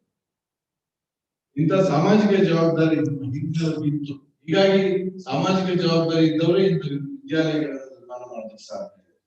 ಅಂತ ಸಾಮಾಜಿಕ ಜವಾಬ್ದಾರಿ ಇದ್ದವರೇ ಸಮಾಜಕ್ಕೆ ಹೊಸ ದಿಕ್ಕನ್ನು ತೋರಿಸೋದಕ್ಕೆ ಸಾಧ್ಯ ಇದೆ. ಈ ಬದುಕನ್ನು ಸಹನೀಯಗೊಳಿಸುವುದಕ್ಕೆ ಸಾಧ್ಯ ಇದೆ. ಇಲ್ಲ ಅಂತ ಹೇಳಿದ್ರೆ ಪುನಃ ವಿಜ್ಞಾನ ಮತ್ತು ತಂತ್ರಜ್ಞಾನ, ಸೈನ್ಸ್ ಅಂಡ್ ಟೆಕ್ನಾಲಜಿ ನಮ್ಮನ್ನೆಲ್ಲರನ್ನು ಮತ್ತೊಂದು ದುರಂತಕ್ಕೆ ಹೋಗುವಂತ ಕೆಲಸ. ನೀವೆಲ್ಲರೂ ಎಲ್ಲೋ ಒಂದು ಕಡೆ ಶ್ರೀ ಮಣಿ ಭೌಮಿಕನವರ ಹೆಸರನ್ನು ಕೇಳಿರ್ಬೋದು. ಶ್ರೀ ಮಣಿ ಭೌಮಿಕ್ ಬಹಳ ದೊಡ್ಡ ಫಿಸಿಸ್ಟ್, ಭೌತ ವಿಜ್ಞಾನಿ. ಪಶ್ಚಿಮ ಬಂಗಾಳದ ಒಂದು ದೊಡ್ಡ ಅವ್ರದ್ದು ಪುಸ್ತಕವನ್ನಾದ್ರೂ ನೀವು ಎಲ್ಲರೂ ಓದಿರ್ಬೋದು ಅಂತ ಹೇಳಿದ್ರೆ, ಕೋಡ್ ನೇಮ್ ಗಾಡ್, ಬಹಳ ಅದ್ಭುತವಾದ ಪುಸ್ತಕ, ಬಹಳ ಸಣ್ಣ ಪುಸ್ತಕ. ಆ ಕರ್ತೃ ಕೋಡ್ ನೇಮ್ ಗಾಡ್. ಅವರು ಪಶ್ಚಿಮ ಬಂಗಾಳದ ಒಂದು ಕುಗ್ರಾಮದಲ್ಲಿ ನೆಲೆಸಿ ಅಲ್ಲಿ ಬಂದಂತ ಬರಕ್ಕೆ ಸಿಲುಕಿ ಕಡು ಬಡತನ ಅಂದ್ರೆ ಈ ಗೆಡ್ಡೆ ಗೆಣಸು ಇವುಗಳನ್ನ ತಿಂದು ಬದುಕುವಂತಹ ಬಡತನ. ಅಂತಹ ಬಡತನದಲ್ಲಿದ್ದು ದೊಡ್ಡ ಬರ ಬರುತ್ತೆ ಪಶ್ಚಿಮ ಬಂಗಾಳ. ಆ ಬರದಲ್ಲಿ ವಿದ್ಯೆ ಇದ್ದ ತನಗಿದ್ದ ಒಬ್ಬ ಮೊಮ್ಮಗನನ್ನ, ತಂದೆ ತಾಯಿ ಕೂಡ ಇಲ್ಲ, ಒಬ್ಬ ಮೊಮ್ಮಗನನ್ನು ಉಳಿಸ್ಕೊಳ್ಬೇಕು ಅಂತ ಹೇಳಿ ಅಜ್ಜಿ ಶಾರದಾ ತನಗೆ ಸಿಕ್ಕ ರೊಟ್ಟಿಯನ್ನ ತನ್ನ ಮೊಮ್ಮಗನಿಗೆ ಕೊಟ್ಟು ಉಳಿಸ್ಕೊಂಡಾದ್ಮೇಲೆ ಈ ಹುಡುಗ ತನ್ನ ಪ್ರತಿಭೆ, ತನ್ನ ಪರಿಶ್ರಮ, ಬೇರೆಯವರ ಸಹಾಯವನ್ನು ಪಡೆದು IIT ಖಾರಗ್ಪುರದಲ್ಲಿ ಇಂಜಿನಿಯರಿಂಗ್ ಮಾಡಿ ಅಲ್ಲಿಂದ ಶ್ರಮಪಟ್ಟು ಅಮೆರಿಕಕ್ಕೆ ಹೋಗ್ತಾರೆ. ಅಮೆರಿಕಕ್ಕೆ ಹೋದ ಮೇಲೆ ತನ್ನ ಇಂಜಿನಿಯರಿಂಗ್ ಕೌಶಲ್ಯದ ಮೂಲಕ, ತನ್ನ ಶ್ರದ್ಧೆಯ ಮೂಲಕ ಅಲ್ಲಿಯ ವಿಶ್ವವಿದ್ಯಾಲಯಗಳಲ್ಲಿ ಕೆಲಸ ಮಾಡಿ ಸಾಫ್ಟ್ ಮೇಲೆ ಕೆಲಸ ಮಾಡ್ತಾರೆ. ಸಾಫ್ಟ್ ಲೇಸರ್ ನಿಮ್ಗೆಲ್ಲ ಗೊತ್ತಿದೆ. ಅದನ್ನ ಎಲ್ಲಿ ನಮ್ಮ ಕಣ್ಣಿನ ಹೊರೆಯ ಟ್ರೀಟ್ಮೆಂಟ್ಗೆ ಅದನ್ನು ಉಪಯೋಗಿಸ್ತಾರೆ ಮತ್ತು ಅದೇ ಆ ತರ ಟೆಕ್ನಾಲಜಿಯನ್ನು ಬೇರೆ ಬೇರೆ ಈ ತರದ ಮೆಡಿಕಲ್ ಟ್ರೀಟ್ಮೆಂಟ್ಸ್, ವೈದ್ಯಕೀಯ ಚಿಕಿತ್ಸೆಗೆ ಉಪಯೋಗಿಸ್ತಾರೆ, ವ್ಯಾಪಕವಾಗಿ ಉಪಯೋಗಿಸ್ತಾರೆ. ಅದು ಸಂಶೋಧನೆಯನ್ನು ಮಾಡ್ತಾರೆ. ಸಂಶೋಧನೆ ಮಾಡಿದ ಮೇಲೆ ಆ ಪೇಟೆಂಟ್ ನ ದುಡ್ಡಿಂದ ಕನಸಿನಲ್ಲೂ ಎಣಿಸಲಾಗುವಂತಹ ದುಡ್ಡು ಬರುತ್ತೆ. ಭೂಮಿಗೆ ಎಷ್ಟು ದುಡ್ಡು ಬರುತ್ತೆ ಅಂತ ಹೇಳಿದ್ರೆ, ಬೆವರಿ ಹಿಲ್ಸ್ ನಲ್ಲಿ ಅನೇಕ ಬಂಗಲೆಗಳನ್ನ ಕೊಡ್ತಾನೆ.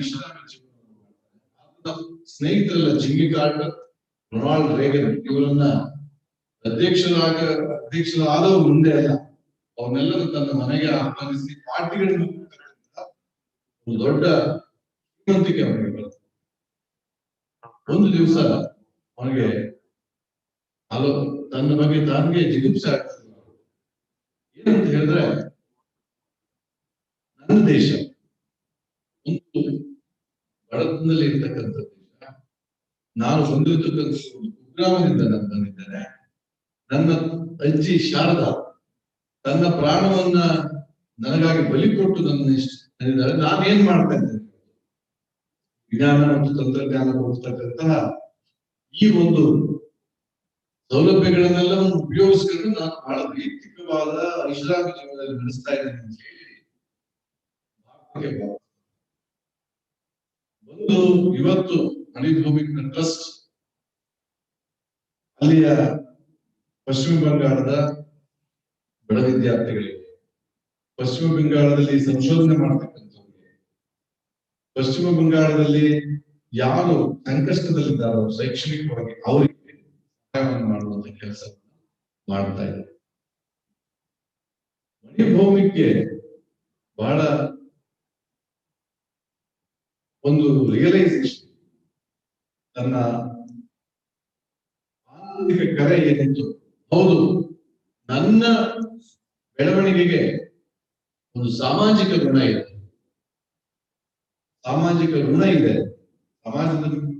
ಸಮಾಜದ ಋಣ ನನ್ನ ಮೇಲಿದೆ, ಆತನ ಸಂಶೋಧನೆಯ ಮೇಲೆ ಸಮಾಜದ ಋಣ ಇದೆ ಅನ್ನುವಂಥದ್ದು ಆತ ಮಾಡ್ಕೊಂಡಂತಹ ಒಂದು ಅಂತರ್ಶೋಧನೆ. ಇಲ್ಲದೆ ಹೋಗಿದ್ರೆ ಮಣಿಭೂಮಿಕನ್ನ ಅದೇ ರೀತಿ ಐಷಾರಾಮಿ ಜೀವನ ನಡೆಸ್ಕೊಂಡು ಹೋಗಿದ್ರೆ ನಾವಿವತ್ತು ಮಣಿಭೂಮಿಕನ ಲೇಸರ್ ಸಂಶೋಧನೆ ಮಾಡ್ತಾ ಇರೋದ್ರ ಬಗ್ಗೆ ಕೂತು ಮಾತನಾಡುವಂತ ಸಂದರ್ಭಗಳೇ ಬರ್ತಾ ಇರಲಿಲ್ಲ. ನಾನು ಯಾಕೆ ಮಾತನ್ನ ಹೇಳ್ತಾ ಇದ್ದೀನಿ ಅಂತ ಹೇಳಿದ್ರೆ, ನಿಮ್ಮಲ್ಲಿ ಅನೇಕರು ಮಣಿಭೂಮಿಕ, ಅನೇಕರು ಐನ್ಸ್ಟೀನ್ ಆಗ್ಬೋದು, ಅನೇಕರು ಬೇರೆ ಬೇರೆ ಕ್ಷೇತ್ರದಲ್ಲಿ ಕೆಲಸ ಮಾಡ್ಬೋದು. ಆದ್ರೆ ಎಲ್ಲಿವರೆಗೆ ನೀವು ನಿಮ್ಮ ಜ್ಞಾನವನ್ನು ಸಮಾಜದ ಜೊತೆ ಸಂಬಂಧಗೊಳಿಸಬಹುದು, ಅದರ ಅಭಿವೃದ್ಧಿಗೆ ಅದರ ಒಂದು ಎಲ್ಲರ ಅಭಿವೃದ್ಧಿಗೆ ನೀವು ಸಮನ್ವಯಗೊಳಿಸಿಕೊಳ್ಳುವುದಿಲ್ಲ, ಅಲ್ಲಿಯ ತನಕ ಆ ಜ್ಞಾನಕ್ಕೆ ಯಾವುದೇ ಬೆಲೆ ಇಲ್ಲ, ಆ ವಿಜ್ಞಾನ ಮತ್ತು ತಂತ್ರಜ್ಞಾನಗಳಿಗೆ ಯಾವುದೇ ಬೆಲೆ ಇಲ್ಲ. ಇದನ್ನ ನಾನು ಪದೇ ನಾನು ಈ ಕಾಲೇಜಿನ 3 ದಶಕಗಳಾಯ್ತು, 3 ದಶಕಗಳಲ್ಲಿ ನಾನು ಕಂಡುಕೊಂಡಿದ್ದೇನೆ. ಮುಂದೆ ನಿಮ್ಗೆಲ್ಲರಿಗೂ ಗೊತ್ತಿದೆ, ನಿಮ್ಮೆಲ್ಲರ ಮುಂದೆ ಒಂದು ದೊಡ್ಡ ಸವಾಲಿದೆ. ಏನು ಸವಾಲು ಅಂತ ಹೇಳಿದ್ರೆ, ಎಲ್ಲರಿಗೂ ಗ್ಲೋಬಲ್ ವಾರ್ಮಿಂಗ್ ಬಗ್ಗೆ ಗೊತ್ತಿದೆ, ನಾವ್ಯಾರು ಹೇಳುವಂತದ್ದೇ ಇಲ್ಲ. ಜಾಗತಿಕ ತಾಪಮಾನದ ಏರಿಕೆ ಮತ್ತು ಡೆವಲಪ್ಮೆಂಟ್ ಇಶ್ಯೂ, ಸುಸ್ಥಿರ ಬೆಳವಣಿಗೆಯ ಒಂದು ದೊಡ್ಡ ಸವಾಲಿನಿದೆ. ಎಲ್ಲ ಯುವ ತಂತ್ರಜ್ಞರ ಮೇಲೆ ಸವಾಲು. ಇವತ್ತು ಪ್ರಪಂಚ ಮುನ್ನಡೆಯುತ್ತಿರುವ ಹಾದಿ ಬಹಳ ಕಠಿಣವಾದ ಹಾದಿ. ಒಂದು ಕಡೆ ಬೆಳವಣಿಗೆ ಬೇಕು, ಒಂದು ಕಡೆ ಉದ್ಯೋಗದ ಹಾದಿ ಇರಬೇಕು, ಒಂದು ಕಡೆ ನಾವೆಲ್ಲರೂ ಕೂಡ ಅಭಿವೃದ್ಧಿ ಹೊಂದಬೇಕು ಅನ್ನೋದ್ರ ಜೊತೆಗೆ ಈ ಭೂಮಿಯನ್ನು ಕೂಡ ಉಳಿಸ್ಕೊಳ್ಬೇಕು ಅನ್ನೋ ಒತ್ತಾಯ ಕೂಡ ಇದೆ. ಯಾಕಂದ್ರೆ ಈ ಭೂಮಿ ನಮಗೆ ಮಾತ್ರ ಸೇರಿಲ್ಲ, ಭವಿಷ್ಯದ ಜನಾಂಗಕ್ಕೆ ಸೇರಿದೆ. ಈ ಹಿನ್ನೆಲೆ ಒಳಗಡೆ ನಾವೆಲ್ಲರೂ ಒಂದು ಭವಿಷ್ಯದಲ್ಲಿ ಭೂಮಿಯನ್ನು ಉಳಿಸ್ಕೊಳ್ಳುವುದಕ್ಕೆ ಒಂದು ಸುಸ್ಥಿರ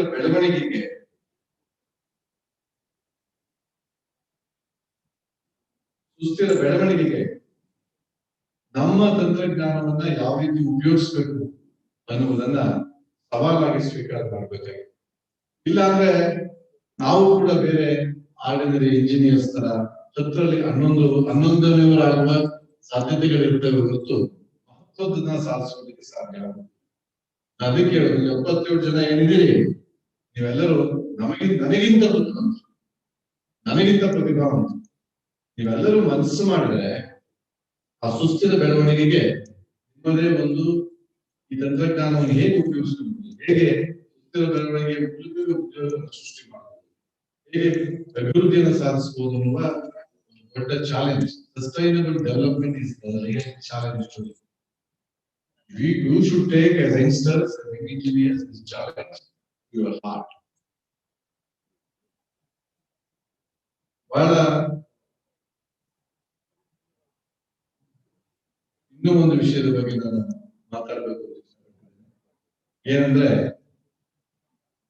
ನಾವೆಲ್ಲರೂ ಇಂಜಿನಿಯರ್ಗಳು, ಬೆಳಿಗ್ಗೆ ಎದ್ದ ತಂತ್ರಜ್ಞಾನ ಓದ್ತೇವೆ, ಥರ್ಮೋಡೈನಮಿಕ್ಸ್ ಅನ್ನ ಓದ್ತೇವೆ, ಬಗ್ಗೆ ಮಾತಾಡ್ತೇವೆ, ಐನ್ಸ್ಟೈನ್ ಥಿಯರಿ ಆಫ್ ರಿಲೇಟಿವಿಟಿ ಬಗ್ಗೆ ಓದ್ತೇವೆ, ಎಲೆಕ್ಟ್ರಾನಿಕ್ಸ್ ಕಮ್ಯುನಿಕೇಶನ್ ಓದ್ತೇವೆ. ನಮ್ಮನ್ನೆಲ್ಲ ನಿಯಂತ್ರಿಸ್ತಾ ಇರೋದು ವಿಜ್ಞಾನ ಮತ್ತು ತಂತ್ರಜ್ಞಾನ. ನಾವು ವಿಜ್ಞಾನ ಮತ್ತು ತಂತ್ರಜ್ಞಾನವನ್ನು ಓದಿದ್ರು ನಮ್ಮನ್ನು ನಿಯಂತ್ರಿಸುವವರು ಯಾರು? ಇವತ್ತು ಕೂಡ ಗ್ರಾಜುಯೇಷನ್ ಸೆರೆಮನಿಗೆ ಬರುವುದಕ್ಕಿಂತ ಮುಂಚೆ ಅನೇಕರು ಮನೆಯಲ್ಲಿ ಹೇಳಿರುವುದು ರಾಹುಕಾಲ ಗುಳಿಗೆ ಕಾಲ ನೋಡಿ ಮುಂದೆ ಹೋಗ್ಬೇಕು. ಇವತ್ತು ನಮ್ಮ ಬದುಕನ್ನ ನಿರ್ದೇಶಿಸುವಂತವರು ಬೆಳಿಗ್ಗೆ ನಮ್ಮ ಟಿವಿಯ ಮುಂದೆ ಕೂತು ನಮ್ಮನ್ನೆಲ್ಲ ನಿರ್ದೇಶಿಸ ಜ್ಯೋತಿಷ್ಯ. ಪಾಪ ಇಲ್ಲಿ ಆರ್ಕಿಟೆಕ್ಟ್ ಮಾಡ್ಕೊಂಡು ಅಲ್ಲಿ ಹೋಗಿ ಏನು ವಾಸ್ತುಶಾಸ್ತ್ರದ ಬಗ್ಗೆ ಏನು ಗೊತ್ತಿರೋದು ಮೂಢರ ಮುಂದೆ ಕುಂತು ಆತ ಹೇಳಿದಂತೆ ಮನೆ ಕಟ್ಟಿಸ್ತಕ್ಕಂತಹ ಇಂಜಿನಿಯರ್ಗಳನ್ನ ನೋಡಿದ್ದೇನೆ, IAS IPS ಅಧಿಕಾರಿಗಳನ್ನ ಯಾಕೆ ಮಾತನ್ನ ಹೇಳ್ತಾರೆ? ನೀವು ವಿಜ್ಞಾನ ಮತ್ತು ತಂತ್ರಜ್ಞಾನದ ನಿಜವಾದ ಪಾಲಕರಾದರೆ, ಅದನ್ನು ಉಪಯೋಗವನ್ನು ಪಡೆಯುವುದಾದರೆ ಅದರ ಒಳಗಿರುವಂತಹ ಸತ್ವವನ್ನು, ಅದರ ಪ್ರಿನ್ಸಿಪಲ್ಸ್ ನಮಗೆಲ್ಲರಿಗೂ ಗೊತ್ತಿದೆ. ಥಿಯರಿ ಆಫ್ ರಿಲೇಟಿವಿಟಿ ಓದೋರೆಲ್ಲರಿಗೂ ಗೊತ್ತಿದೆ. ಕಾಲ ಅನ್ನುವುದು ಅಖಂಡ ಪ್ರವಾಹ, ಅನೇಕ ಸಾಧ್ಯತೆಗಳನ್ನ ಅಖಂಡ ಪ್ರವಾಹ. ಅದರಲ್ಲಿ ಗುಳಿಗೆ ಕಾಲ ಇಲ್ಲ, ರಾಹುಕಾಲ ಇಲ್ಲ, ಶುಭ ಕಾಲ ಇಲ್ಲ. ನಮ್ಮ ಬಸವಣ್ಣ ಆಗ್ಲೇ ಯಾವುದು ಒಳ್ಳೆ ಕಾಲ ಕೆಟ್ಟ ಕಾಲ ಯಾವುದು. ಆದ್ರೆ ನಾವು ಮಾಡ್ತಾ ಇರ್ತಕ್ಕಂಥ ಏನು? ಶ್ರೀ ಕುವೆಂಪು ಅವರು ಇದನ್ನೇ, ಕುವೆಂಪು ಅವರು ಒಂದು ಒಳ್ಳೆಯ ನೆಹರು ಅವರು ತೀರಿ ಹೋದ ಸಂದರ್ಭಕ್ಕೆ ಒಳ್ಳೆಯ ಲೇಖನ ಇದೆ, ಎಲ್ಲರೂ ಓದಬೇಕಾದ ನೆಹರು ಅವರನ್ನು ಕುರಿತು ಬರೆದಂತ ಲೇಖನ. ಅಲ್ಲಿ ಅವರು ಹೇಳ್ತಾರೆ, ಅನೇಕ ಭೌತಶಾಸ್ತ್ರದ ರಸಾಯನಶಾಸ್ತ್ರದ ಪ್ರೊಫೆಸರ್ಗಳು ವಿಜ್ಞಾನದ ಹೊತ್ತಿಗೆಯನ್ನ ಹೊತ್ತು ಪಾಠವನ್ನ ಮಾಡ್ತಾರೆ. ಆದರೆ ಅವರು ತಮ್ಮ ದಿನನಿತ್ಯ ಜೀವನದಲ್ಲಿ ರಾಹುಕಾಲ, ಗುಳಿಗೆ ಕಾಲ ಮುಂತಾದ ಬುದ್ಧಿಗಳ ಸೆರೆಯಲ್ಲಿ ಬದುಕ್ತಾರೆ. ಅವರು ಅಂಥವರು ಅಂದ್ರೆ ನಾವೆಲ್ಲರೂ ಯಾರು ಅಂತ ಬುದ್ಧಿಗಳಲ್ಲಿ ಬದುಕ್ತೇವೆಲ್ಲರೂ ವಿಜ್ಞಾನವನ್ನು ಮತ್ತು ತಂತ್ರಜ್ಞಾನವನ್ನು ಹೊತ್ತ ಕೇಸರದತ್ತಿದೆ. ಇದು ಕುವೆಂಪು ನನ್ನ ಮಾತು, ಕುವೆಂಪು ಅವರ ಮಾತು. ನಾನು ಯಾಕೆ ಮಾತನ್ನು ಹೇಳ್ತಾ ಇದ್ದೇನೆ ಹೇಳಿದ್ರೆ, ನೀವೆಲ್ಲರೂ ಯುವ ತಂತ್ರಜ್ಞ, ಯುವ ಇಂಜಿನಿಯರ್, ನಿಮ್ಮ ಸಂಶೋಧನೆ ವಿಜ್ಞಾನ ಮತ್ತು ತಂತ್ರಜ್ಞಾನದ ಒಳಗಡೆ ಈ ರೀತಿಯ ಮೌಢ್ಯಗಳನ್ನ ಪಲ್ಲಟಗೊಳಿಸುವ ರೀತಿಯಲ್ಲಿ ಇರಬೇಕು. ಆಗ ಮಾತ್ರ ನೀವು ಏನಾದರೂ ಒಂದು ಹೊಸದನ್ನ ಸೃಷ್ಟಿ ಮಾಡಬೇಕು. ಇವತ್ತು ಕೂಡ ನಮ್ಮ ಐಐಟಿಗಳು, ನಮ್ಮ ಇಂಜಿನಿಯರಿಂಗ್ ಕಾಲೇಜುಗಳು ಒಬ್ಬ ನೊಬೆಲ್ ಪ್ರಶಸ್ತಿಯನ್ನು ಪಡೆಯುವಂತಹ ಅರ್ಹ ಸಂಶೋಧಕನನ್ನ ಕೊಡುವುದಕ್ಕೆ ಆಗಿಲ್ಲ ಅನ್ನೋದು ನಮ್ಮೆಲ್ಲರ ಈ ದುರಂತಕ್ಕೆ ಕಾರಣ ಏನು ಅಂತ ಹೇಳಿದ್ರೆ ನಮ್ಮ ಸಂಶೋಧನಾ ವಿಧಾನಗಳು ಮತ್ತು ನಾವು ಪ್ರತಿನಿತ್ಯ ಆಚರಿಸ್ತಾ ಹೇಳುವುದು ನಾನು ನಂಬಿದ್ದೇನೆ. ಇನ್ನು ಇಂಜಿನಿಯರಿಂಗ್ ಕಲಿಕೆಯ ಬಗ್ಗೆ 2 ಮಾತನ್ನ ಹೇಳ್ತೇನೆ. ಇಂಜಿನಿಯರಿಂಗ್ ಕಲಿಕೆ ಒಂದು ನಮ್ಮ ಜೀವನದಲ್ಲಿ ಹೊಸದಾದ ಶಿಸ್ತು. ನಾನು ಪೊಲೀಸ್ ಇಲಾಖೆಗೆ ಸೇರಿದಾಗ ಅನೇಕರು ನನ್ನ ಪ್ರಶ್ನೆ, ಸ್ವಲ್ಪ ನೀವು BE ಮಾಡಿ ಪೋಸ್ಟ್ ಗ್ರಾಜುಯೇಷನ್ ಮಾಡಿ ಇಂಜಿನಿಯರಿಂಗ್ ಸೇರಿದ ಆಡಳಿತದಲ್ಲಿ ಒಬ್ಬ ಇಂಜಿನಿಯರ್ ಯಾರು ಅಂತ ನಾನು ಭಾವಿಸ್ತೇನೆ ಅಂತ ಹೇಳಿದ್ರೆ ತನಗಿರ್ತಕ್ಕಂತಹ ಪ್ಲೆಂಟಿ ಆಫ್ ರಿಸೋರ್ಸಸ್ ಬಗ್ಗೆ ಯೋಚನೆ ಮಾಡ್ತೇನೆ. ತನಗಿರ್ತಕ್ಕಂತಹ ಲಿಮಿಟೆಡ್ ರಿಸೋರ್ಸಸ್, ಸೀಮಿತ ಸಂಪನ್ಮೂಲಗಳಲ್ಲಿ ಯಾರು ಅದನ್ನು ಉಪಯೋಗಿಸಿ ಹೆಚ್ಚು ಉತ್ಪತ್ತಿಯನ್ನು ಮಾಡ್ತಾನೋ ಅದನ್ನು ಬಹಳ ಪರಿಣಾಮಕಾರಿ ಉಪಯೋಗಿಸೋ ಆತ ನಿಜವಾದ ಇಂಜಿನಿಯರ್. ಈ ಒಂದು ಶಿಸ್ತು, ಈ ಒಂದು ಜ್ಞಾನದ ಶಿಸ್ತು ನನಗೆ ಬಹಳ ಸಹಾಯವನ್ನು ಇಲಾಖೆ ಇವತ್ತೇನಾದರೂ ನಾನು ಅಷ್ಟು ಇಷ್ಟು ಒಂದು ಒಳ್ಳೆಯ ಕೆಲಸವನ್ನ ಪೊಲೀಸ್ ಇಲಾಖೆಯವರಿಗೆ ಮಾಡಿದ್ರೆ 4 ವರ್ಷ ಮತ್ತೆ 1.5 ವರ್ಷ ನಾನೇನು ಇಂಜಿನಿಯರಿಂಗ್ ಕಲಿತೆ ಅದು ಒಂದು ಕಾರಣ ಅಂತ ನಾನು ಭಾವಿಸ್ತೇನೆ. ಯಾಕಂದ್ರೆ ನಮ್ಮ ಹ್ಯೂಮನ್ ರಿಸೋರ್ಸಸ್ ನ ಪೊಲೀಸ್ ಇಲಾಖೆಯಲ್ಲಿ ಹ್ಯೂಮನ್ ರಿಸೋರ್ಸಸ್ ವೆರಿ ಇಂಪಾರ್ಟೆಂಟ್. ಅದನ್ನ ಬಹಳ ಸಕಾರಾತ್ಮಕವಾಗಿ ಉಪಯೋಗಿಸ್ತಕ್ಕಂತಹ, ಗುಣಾತ್ಮಕವಾಗಿ ಉಪಯೋಗಿಸ್ತಕ್ಕಂತಹ ಮತ್ತು ಅದನ್ನ ಶೆಡ್ಯೂಲ್ ಮಾಡ್ತಕ್ಕಂಥ, ಯಾವ ರೀತಿ ಅದನ್ನ ಟೈಮ್ ಶೆಡ್ಯೂಲ್ ಮಾಡ್ತಕ್ಕಂಥ ರೀತಿ, ಜ್ಞಾನ, ಆ ನೀತಿ ಏನಿದೆ ಅದೆಲ್ಲ ಇಂಜಿನಿಯರಿಂಗ್ ಆಗಬೇಕು. ಎಲ್ಲೋ ಒಂದು ಕಡೆ ಅದು ನಿಮಗೆ ನಿಮ್ಮ ಜೀವನದಲ್ಲಿ not only in academics, in your everyday life ಈ ಒಂದು ಪರಿಜ್ಞಾನ ನಮ್ಮ ಹೊರಗಡೆ ಕೆಲಸ ಮಾಡ್ತದೆ. ಹೀಗಾಗಿ ಇಂಜಿನಿಯರ್ಗಳಂತ ಹೇಳಿದ್ರೆ ವಿಶ್ವೇಶ್ವರಯ್ಯನವರು ಹೇಳಿದ ಹಾಗೆ ಲಿಮಿಟೆಡ್ ರಿಸೋರ್ಸಸ್ ನ ಎಫೆಕ್ಟಿವ್ ಆಗಿ ಯಾರು ಉಪಯೋಗಿಸ್ತಾರೋ ಆತ ನಿಜವಾದ ಇಂಜಿನಿಯರ್. ಈ ಹಿನ್ನೆಲೆ ಒಳಗಡೆ ನೀವೆಲ್ಲರೂ ಇಂಜಿನಿಯರ್ಗಳು ಆಗ್ಬೇಕು ಈ ವಿದ್ಯಾಲಯದ ಬಯಕೆ, ಆಸೆ, ಹೆಬ್ಬಯಕೆ ಅಂತ ನಾವು ಹೇಳಿದ್ದೇವೆ. ಕೊನೆಯದಾಗಿ ಒಂದು ಮಾತು, ಒಂದು ಉಪನಿಷತ್ನಲ್ಲಿ ಒಂದು ಮಾತು, ಅದನ್ನು ಓದಿದಾಗೆಲ್ಲ ನನಗೆ ಅನಿಸ್ತಾ ಇತ್ತು, ಯಾಕೆ ಮಾತನ್ನ ಹೇಳ್ತಾರೆ. ನಮ್ಮ PUC ದಿವಸಗಳಲ್ಲಿ ಆ ಮಾತನ್ನು ಓದಿದಾಗೆಲ್ಲ ನನಗೆ ಅನಿಸ್ತಾ ಇತ್ತು, ಯಾಕೆ ಈ ಮಾತನ್ನ ಹೇಳಿದ್ದಾರೆ. ಓ ಶ್ರದ್ಧೆ, ನನ್ನನ್ನು ಶ್ರದ್ಧಾವಂತನನ್ನಾಗಿ ಮಾಡು. ಓ ಶ್ರದ್ಧೆ, ನನ್ನನ್ನು ಶ್ರದ್ಧಾವಂತನನ್ನಾಗಿ ಮಾಡು. ಈ ಮಾತು ಬಹಳ ಉಪನಿಷತ್ತಿನ ಮಾತು ಬಹಳ ಮುಖ್ಯವಾದ ಉಪನಿಷತ್ತಿನ ಒಳಗಡೆ ನಿಮಗೆ ಜೀವನದಲ್ಲಿ ದೊಡ್ಡ ಶ್ರದ್ಧೆ, ಸಾಧಿಸಬೇಕೆಂಬ ಶ್ರದ್ಧೆ, ಬದುಕನ್ನು ಬಹಳ ಸಂತೋಷದಾಯಕವಾಗಿಸಿಕೊಳ್ಬೇಕೆಂಬ ಶ್ರದ್ಧೆ, ತಂತ್ರಜ್ಞಾನವನ್ನ ಮಾನವೀಯಗೊಳಿಸಬೇಕೆಂಬ ಶ್ರದ್ಧೆ, ಈ ಸಮಾಜ ನಿಮ್ಗೆ ಏನು ನೀಡಿದ ಜ್ಞಾನ ಅದನ್ನು ಸಮಾಜಕ್ಕೆ ಋಣದ ರೂಪದಲ್ಲಿ ತೀರಿಸಬೇಕೆಂಬ ಶ್ರದ್ಧೆ ನಿಮ್ಮೆಲ್ಲ ಮೂಡಬೇಕು ಅನ್ನುವುದು ಘಟಿಕೋತ್ಸವದ ಒಂದು ಧ್ಯೇಯವಾಕ್ಯ ಅಂತ ನಾನು ಭಾವಿಸಿದ್ದೇನೆ. ನಾನು ಅನೇಕ ಸಂದರ್ಭದಲ್ಲಿ ಗಮನಿಸಿದ್ದೇನೆ, ಪೊಲೀಸ್ ಇಲಾಖೆಯಲ್ಲಿ ಇರೋದ್ರಿಂದ ಇಂಥ ಅನೇಕ ಘಟನೆಗಳು ಪ್ರತಿನಿತ್ಯ ನನ್ನ ಜೀವನದಲ್ಲಿ ನಾನು ನೋಡ್ತಾ ಇದ್ದೇನೆ. ಬಹಳ ಒಳ್ಳೆಯ ತಂತ್ರಜ್ಞಾನ, ಆತ ದೊಡ್ಡ ಕಂಪನಿಯಲ್ಲಿ ಕೆಲಸ ಮಾಡ್ತಾ ಇದ್ದಾನೆ, ಬಹಳ ಒಳ್ಳೆಯ CEO, ಆಕೆ ಒಳ್ಳೆಯ ತಂತ್ರಜ್ಞೆ, he is contributing immense to that company. ಆದ್ರೆ ವೈಯಕ್ತಿಕ ಜೀವನವನ್ನ ಮ್ಯಾನೇಜ್ ಮಾಡುವಂತ ಸಂದರ್ಭದಲ್ಲಿ, ನಿರ್ವಹಣೆ ಮಾಡುವಂತ ಸಂದರ್ಭದಲ್ಲಿ ಎಷ್ಟು ದುಸ್ಥಿತಿಗೆ ಬಂದು ನಿಂತಿರ್ತಾರೆ ಅಂತ ಹೇಳಿದ್ರೆ ಆಶ್ಚರ್ಯ ಆಗುತ್ತೆ. ಅವ್ರಿಗೆ ಕಾರ್ ಇರುತ್ತೆ, ಮನೆ ಇರುತ್ತೆ, ಹಣ ಇರುತ್ತೆ, ಎಲ್ಲ ಸೌಲಭ್ಯಗಳಿರ್ತವೆ. ಆದ್ರೆ ವೈಯಕ್ತಿಕ ಜೀವನದ ನಿರ್ವಹಣೆಯ ಸಂದರ್ಭಕ್ಕೆ ಬಂದಾಗ ಅವನು ಧಾರಣಾ ಶಕ್ತಿ, ಸಸ್ಟೈನಬಿಲಿಟಿ ಇರೋದಿಲ್ಲ, ಧಾರಣಾ ಶಕ್ತಿ ಇರುವುದಿಲ್ಲ. ಸ್ಫೋಟದ ಸ್ಥಿತಿಗೆ ಬಂದು ನಿಂತಿರ್ತಾರೆ, ವೈಯಕ್ತಿಕ ಬದುಕನ್ನು ಸ್ಫೋಟಗೊಳಿಸ್ತಾರೆ. ನಾನು ಅನೇಕ ಅಂತ ಯುವ ತಂತ್ರಜ್ಞರ ಜೊತೆ ಪ್ರೊಫೆಷನಲ್ಸ್ ಇವಾಗ ವೃತ್ತಿಪರ ಕಂಪನಿಗಳು ಕೆಲಸ ಮಾಡುವ ಈ ಸಮಸ್ಯೆಯನ್ನ ಅವ್ರ ಜೊತೆ ಮಾತನಾಡಿದ್ದಾರೆ. ಅವರೆಲ್ಲ ಏನ್ ಮಾಡಿದ್ದಾರೆ ಅಂದ್ರೆ, ಹೌದು ಫಿಕ್ಸ್ ಅವರ view point is very very much fix.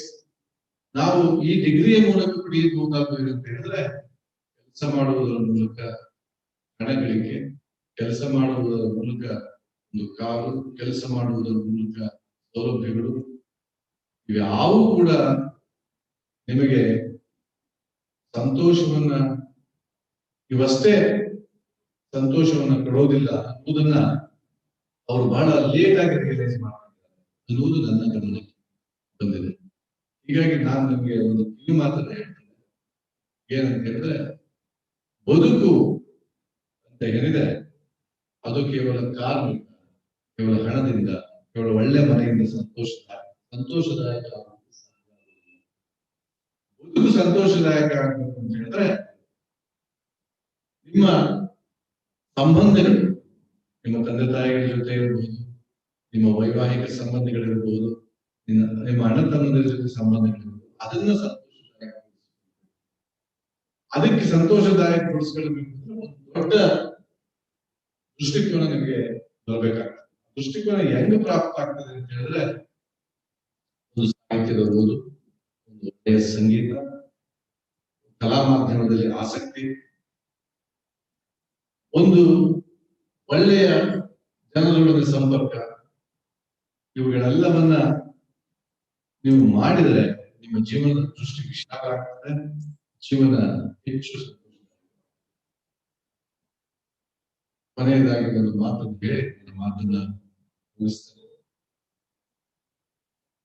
Sir, Bharat Ratna ವಿಶ್ವೇಶ್ವರಯ್ಯನವರಿಗೆ 100 ವರ್ಷ ಆದಾಗ ಅವರನ್ನ ಶ್ರೀ ಜವಾಹರ್ಲಾಲ್ ನೆಹರು ಸನ್ಮಾನ ಮಾಡಿದರು.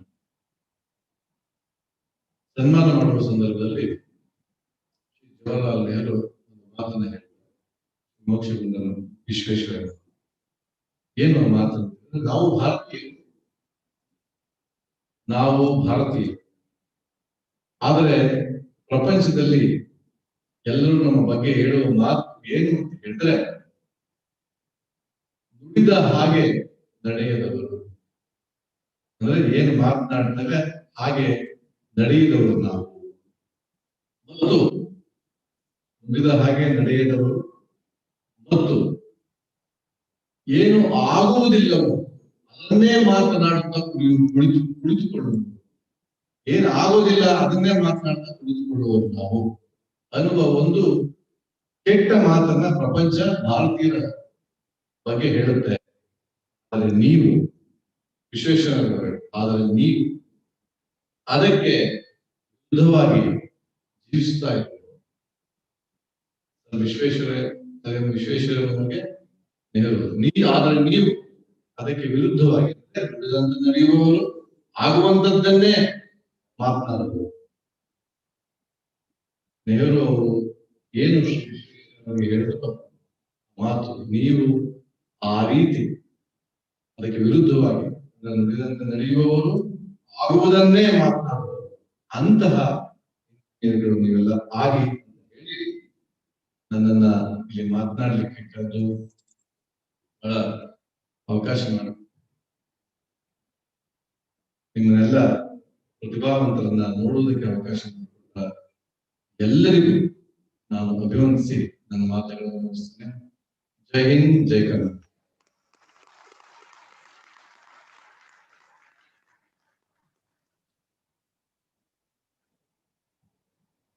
Listening to your profile, I didn't find much words to express it. Your achievement says it all.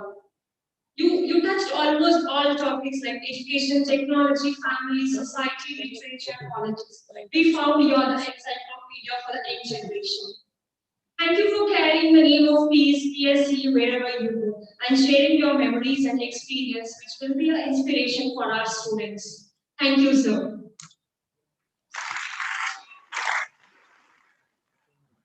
To add on to the valuable words of Chief Guest and Guest of Honor, may I request our respected respected Principal Dr. H.V. Ravindra to request Honorable Chairman Shri K.S. Vijayanand to deliver presidential address.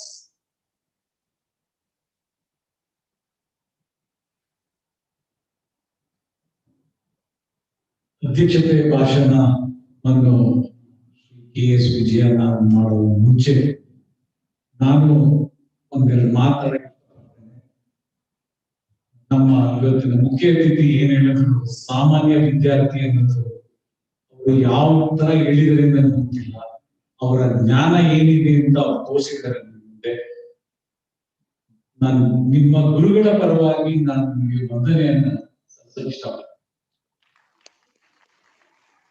ಎಲ್ಲ ಗುರುಗಳ ಪರವಾಗಿ ನಮ್ಮ ಶಿಷ್ಯ ಅಂತ ಏನ್ ಹೇಳ್ತಾ ಇದ್ದಾರೆ doctor B R. Ravikant ಅವರಿಗೆ ನಾನು ಅಭಿನಂದನೆ ಸಲ್ಲಿಸ್ತಾ ಇಂದಿನ ಈ ಪದವಿ ಪ್ರದಾನ ಸಮಾರಂಭಕ್ಕೆ ನಮ್ಮ ಟ್ರಸ್ಟಿನ ಅಧ್ಯಕ್ಷರಾದ ಕೆ.ಎಸ್. ವಿಜಯಾನಂದ್ ಅವರು ಅಧ್ಯಕ್ಷತೆ ಭಾಷಣ ಮಾಡಬೇಕು ಅಂತ ಕೇಳಿ.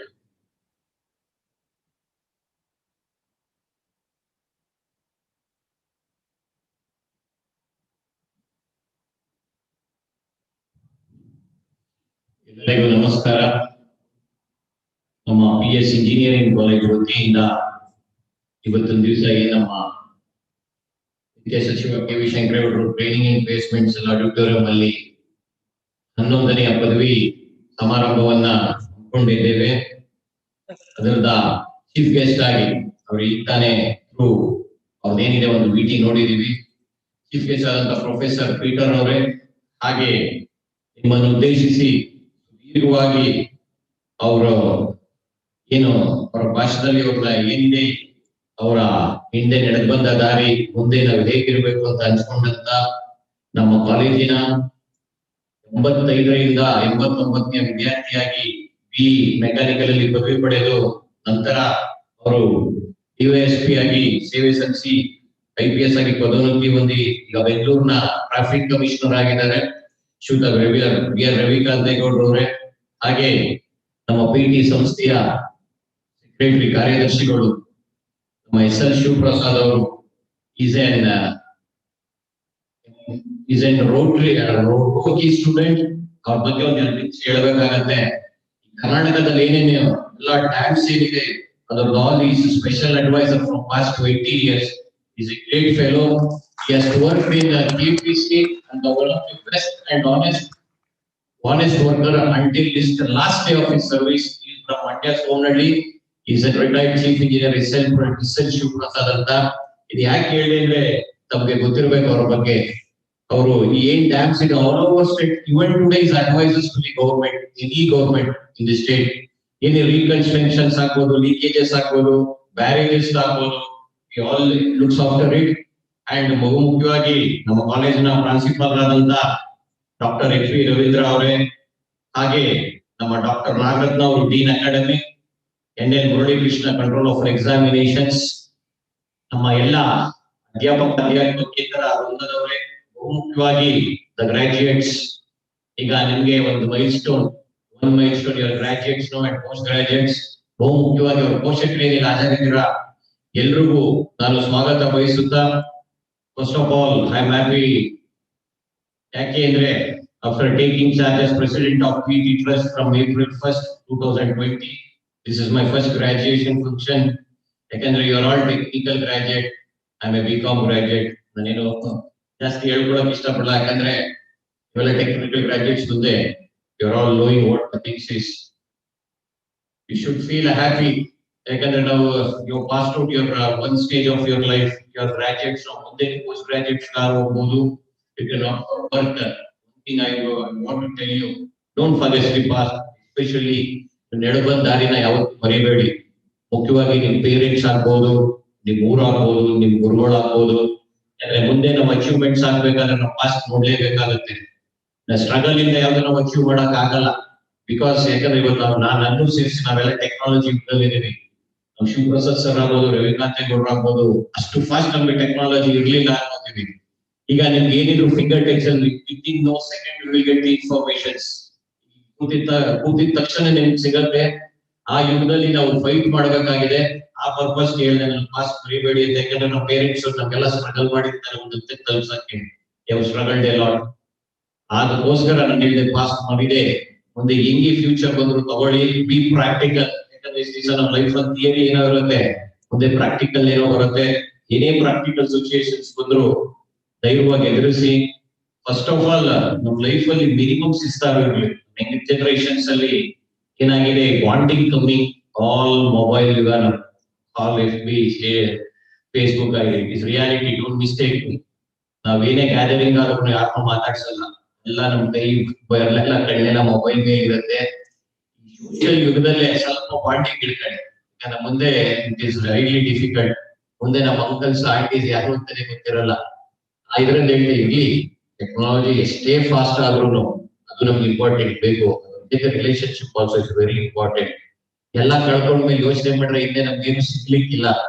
ಅದಕ್ಕೋಸ್ಕರ ಹೇಳ್ತಾ ಇದ್ದೀವಿ, ಸ್ವಲ್ಪ ಅಟ್ಯಾಚ್ಮೆಂಟ್ ರಿಲೇಶನ್ಶಿಪ್ ಬಗ್ಗೆ ಇರ್ಲಿ. ರವಿಕಾಂತ್ ಅವರು ಒಳ್ಳೆ ಸಲಹೆ, ಇದು ನಡೀತಿದೆ ಒಂದು ಸಿಚುಯೇಷನ್ಸ್ ಅಲ್ಲಿ ಅಂತ ಹೇಳ್ತಾ, ಬಹುಮುಖ್ಯವಾಗಿ ಅವನ್ನೆಲ್ಲ ಟ್ರೈನ್ ಮಾಡಿದ ನಮ್ಮ ಫ್ಯಾಕಲ್ಟೀಸ್ಗೂ ಅಭಿನಂದನೆ ಸಲ್ಲಿಸಬೇಕಾಗತ್ತೆ. ಯಾಕಂದ್ರೆ ನೀವೆಷ್ಟು ಶ್ರಮ ವಹಿಸ್ತೀರಾ ಅಷ್ಟು ಅವ್ರಿಗೂ ಒಳ್ಳೆಯದು, ಸಂಸ್ಥೆಗೂ ಒಳ್ಳೆಯದು. ಅದಕ್ಕೆ ನಿಮ್ದು ಪಾತ್ರ ಇದೆ. ಮ್ಯಾನೇಜ್ಮೆಂಟ್ ಕಡೆಯಿಂದ ತಮಗೂ ನಾನು ಧನ್ಯವಾದಗಳನ್ನ ಅರ್ಪಿಸ್ತೇನೆ. ಬಹುಮುಖ್ಯವಾಗಿ ಒಂದು ರವಿಕಾಂತೇಗೌಡರ ಬಗ್ಗೆ ಎಲ್ಲ ಒಂದು ಬಿಟ್ಟಿದ್ದಾರೆ, ಅದು ಎಲ್ಲದಕ್ಕಿಂತ ಟಾಪ್ ಆಗಿ ಹೇಳ್ಬೇಕಾಗತ್ತೆ. ಅವರು ಬೆಳಗಾವಿಲಿದ್ದಾಗ, ಮಂಗಳೂರ ಬೆಳಗಾವಿ, ಅವರೊಂದು ಪೊಲೀಸ್ ಬೀಟ್ ಅಂತ ಮಾಡ್ತಾರೆ. ಪೊಲೀಸ್ ಬೀಟ್ ಅಂತ ಹೇಳಿ ಇವಾಗ SP there in Belagavi rural. Police beat ಅಂದ್ರೆ ಪೊಲೀಸ್ ಲಾಸ್ಟ್ ಪೊಲೀಸಿಂಗ್ ಬರೋದು ಪೊಲೀಸ್ ಕಾನ್ಸ್ಟೇಬಲ್ ಅಂತ ಹೇಳಿ. ಪೊಲೀಸ್ ಕಾನ್ಸ್ಟೇಬಲ್ಸ್ ಏನಾಗತ್ತೆ, ನೀವು ರೂರಲ್ ಲಿಮಿಟ್ಸ್ ಇದ್ರೆ ಒಂದು ಹಳ್ಳಿಗೆ is the boss, city limits ಬಂದ್ರೆ ಒಂದು ಸಿಟಿ ಲಿಮಿಟ್ಸ್ ಗೆ ಈಸ್ ದಿ ಬಾಸ್. ಅವ್ರ ಏನ್ ಮಾಡ್ರು, ಬರೀ SP ಮಾತ್ರ ನಾವು ಜಿಲ್ಲೆಗೆ ಬಾಸ್ ಆಗೋದ್ ಬೇಡ ಅಂತ ಹೇಳಿ ಕಟ್ಟ ಕಡೆ ವ್ಯಕ್ತಿ ಪೊಲೀಸ್ ಡಿಪಾರ್ಟ್ಮೆಂಟ್, ಪೊಲೀಸ್ ಕಾನ್ಸ್ಟೇಬಲ್ಗೂ ಅವನಿಗೆ ಈಕ್ವಾಲಿಟಿ ಸಿಗಬೇಕು ಅಂತ ಹೇಳಿ ಪೊಲೀಸ್ ಬೀಟ್ ಸಿಸ್ಟಮ್ ಅಂತ ಇಡೀ ವರ್ಲ್ಡ್ ಅಲ್ಲಿ is the first officer to introduce it. ಇವ್ರ ಇಂಟ್ರೊಡ್ಯೂಸ್ ಮಾಡಿದ್ಮೇಲೆ ಗವರ್ಮೆಂಟ್ ಆಫ್ ಜರ್ಮನಿ ಅಂತ ಅಲ್ಲಿ ಜರ್ಮನ್ ಕರ್ಕೊಂಡು ಅದನ್ನ they are following it of, follow ಮಾಡ್ತಾ ಇದಾರೆ. Seriously this is very great thing. ಯಾಕಂದ್ರೆ ಯಾರೇ ಹೈಯರ್ ಹೈರಾರ್ಕಿ ಲೋಯರ್ ಹೈರಾರ್ಕೀಸ್ ನ ನೋಡೋದು ಸ್ವಲ್ಪ ಕಮ್ಮಿ. ಬಟ್ ಅವರು ನನ್ನ ಪೊಲೀಸಿಂಗ್ ಅಲ್ಲಿ SP ಗೆ ಏನು ಹೆಸರು ಹಾಕ್ಬೇಕು ಅಂದ್ರೆ ಒಬ್ಬ ಪೊಲೀಸ್ ಕಾನ್ಸ್ಟೇಬಲ್ ಕಾರಣ. ಆ ಪೊಲೀಸ್ ಕಾನ್ಸ್ಟೇಬಲ್ಗೂ ಈಕ್ವಾಲಿಟಿ ಸಿಗಬೇಕು ಅಂತ ಹೇಳಿ ಪೊಲೀಸ್ ಬೀಟ್ ಸಿಸ್ಟಮ್ ಅವರು ವಂಡರ್ಫುಲ್ ಸಿಸ್ಟಮ್. ಸ್ವಲ್ಪ ಫಾಲೋ ಆಗಿ ಒಂಚೂರು ನಿಂತಿದೆ. ಏನಾಗುತ್ತೆ, ನೇರವಾಗಿ ಪೊಲೀಸು ಮನೆಗೆ ಸಂಪರ್ಕ ಇರ್ತಾರೆ, ಅವನ ನಂಬರ್ ಎಕ್ಸ್ಚೇಂಜ್ ಆಗತ್ತೆ. ಅದನ್ನ ಜರ್ಮನಿಯವರು ರವಿಕಾಂತೇಗೌಡ ಮೂಲಕ ಕರ್ಸ್ಕೊಂಡು ಫಾಲೋ ಮಾಡ್ತಾ ಇದ್ದಾರೆ ಅಂತ ಹೇಳ್ತಾ, ನಾನು ಹೆಚ್ಚಿಗೇನು ಹೇಳಲಿಕ್ಕೆ ಹೋಗಲ್ಲ, ನಮ್ಮ ರವಿಕಾಂತೇಗೌಡರು ಹೇಳಿದ್ದಾರೆ. Once again, congratulate the students who have passed out in degree and postgraduates. Wish you all the best for your future. ನೀವೆಲ್ಲೇ ಹೋಗಿ ಎಲ್ಲೇ ಇರಿ, ನಮ್ಮ ಸಂಸ್ಥೆನೆ ಮರಿಬೇಡಿ. ಅಲ್ಯೂಮಿನಿಸ್ ಅಸೋಸಿಯೇಷನ್ಸ್ ಇರುತ್ತೆ, ಅವಾಗ ಬನ್ನಿ. ಒಂದೊಂದ್ ದಿವಸ ನೀವು ರವಿಕಾಂತೇಗೌಡರ ತರ ಗ್ರಾಜುಯೇಷನ್ ಡೇ ಚೀಫ್ ಗೆಸ್ಟ್ ಆಗ್ಬೋದು. I once again thank you all for being part of PS family and wish you all the best. I thank you all the faculties and all the officials who made PS College proud. Thank you one and all. Thank you.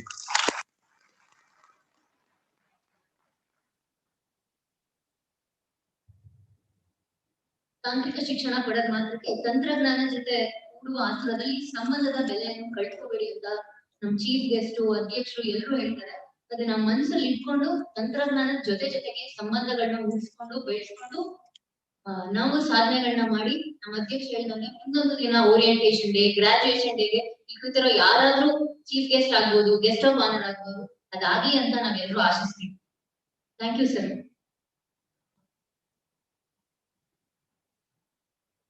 ಗೌರವಾನ್ವಿತ ಗಣ್ಯರನ್ನು ಸತ್ಕರಿಸುವುದು ನಮ್ಮ ಸಂಸ್ಕೃತಿ. ಈ ಸಂಸ್ಕೃತಿಯ ಪ್ರತೀಕವಾಗಿ ನೆರೆದಿರುವ ಗೌರವಾನ್ವಿತ ಗಣ್ಯರನ್ನು ಸತ್ಕರಿಸುವ ಸಮಯ. ನಮ್ಮ ಕಾಲೇಜಿನ ಆಡಳಿತ ಮಂಡಳಿಯ ಅಧ್ಯಕ್ಷರಾದ ಶ್ರೀ KS ವಿಜಯ್ ಆನಂದ್ ರವರನ್ನು ನೆರೆದಿರುವ ಗೌರವ ಅತಿಥಿಯನ್ನು ಸತ್ಕರಿಸಬೇಕೆಂದು ವಿನಂತಿಸಿಕೊಳ್ಳುತ್ತೇನೆ. ತಮ್ಮ ಬಿಡುವಿಲ್ಲದ ಕೆಲಸದ ನಡುವೆಯೂ ನಮ್ಮ ಕರೆಯು ಕೊಟ್ಟು ನಮ್ಮ ಕಾರ್ಯಕ್ರಮಕ್ಕೆ ಭಾಗಿಯಾಗಿರುವ ಡಾಕ್ಟರ್ BR ರವಿಕಾಂತೇಗೌಡರು ನಾವು ಒಂದು ಸಣ್ಣ ಸತ್ಕಾರವನ್ನು ನೀಡ್ತೀವಿ. ದಯವಿಟ್ಟು ಸ್ವೀಕರಿಸಬೇಕೆಂದು ವಿನಂತಿಸಿಕೊಳ್ಳುತ್ತೇವೆ.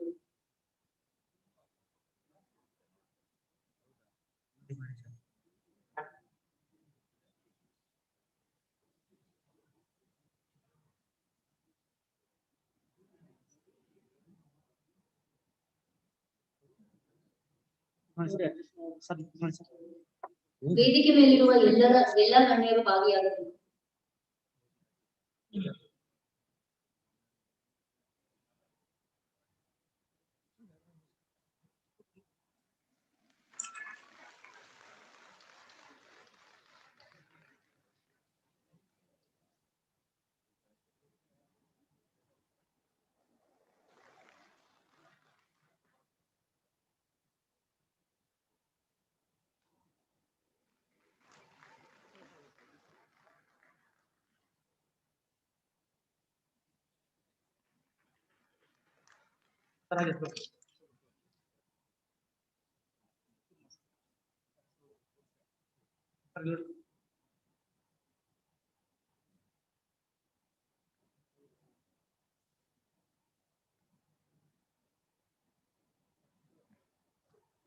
ನಮ್ಮ ಗೌರವವನ್ನು ಸ್ವೀಕರಿಸಿದ್ದಕ್ಕಾಗಿ ಧನ್ಯವಾದಗಳು ಸರ್. ನಮ್ಮ ನೂತನ ಅಧ್ಯಕ್ಷರಾದ ಶ್ರೀ KS ವಿಜಯಾನಂದ್ ರವರಿಗೆ ಸತ್ಕರಿಸುವ ಸಮಯ.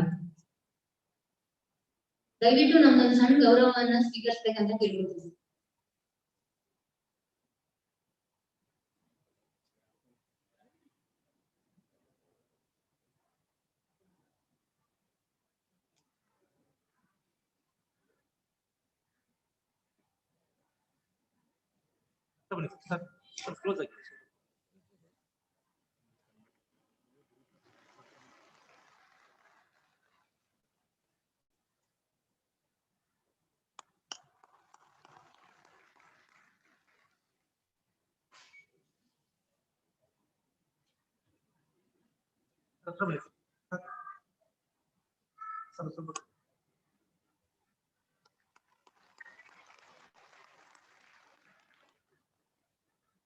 Thank you, sir.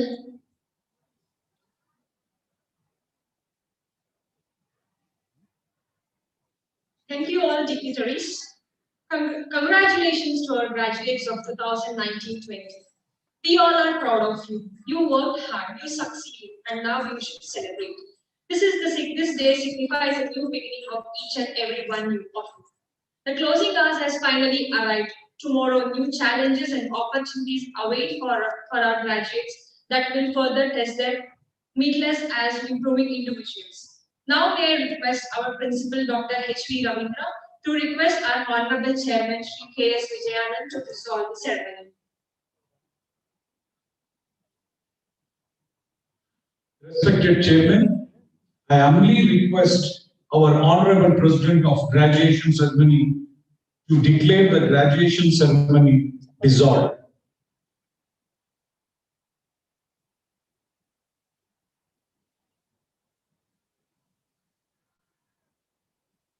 I declare this graduation day dissolved. Thank you.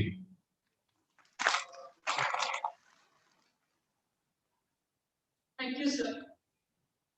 From this day forward, each of you make decision with your best interest in mind. You believe in yourself so that you may reach your goals and fulfill your dreams. Enjoy your day of celebration with your family and friends. Thank you all for making this festival of PSC a great success with your graceful presence even in this pandemic situation. Good luck to all the graduates. ಮತ್ತೊಮ್ಮೆ ಎಲ್ಲ ವಿಜೇತರಿಗೂ ಅಭಿನಂದಿಸುತ್ತಾ ಹಾಗೂ ಗಣ್ಯರಿಗೆ ಧನ್ಯವಾದಿಸುತ್ತಾ ರಾಷ್ಟ್ರಗೀತೆಯನ್ನು ಹಾಡುವ ಹಾಗೂ ಗೌರವಿಸುವ ಮೂಲಕ 11ನೇ ಘಟಿಕೋತ್ಸವ ಕಾರ್ಯಕ್ರಮವನ್ನು ಸಮಾಪ್ತಿಗೊಳಿಸೋಣ. ದಯಮಾಡಿ ಎಲ್ಲರೂ ಎದ್ದು ನಿಂತು ರಾಷ್ಟ್ರಗೀತೆಗೆ ಗೌರವಿಸಬೇಕು.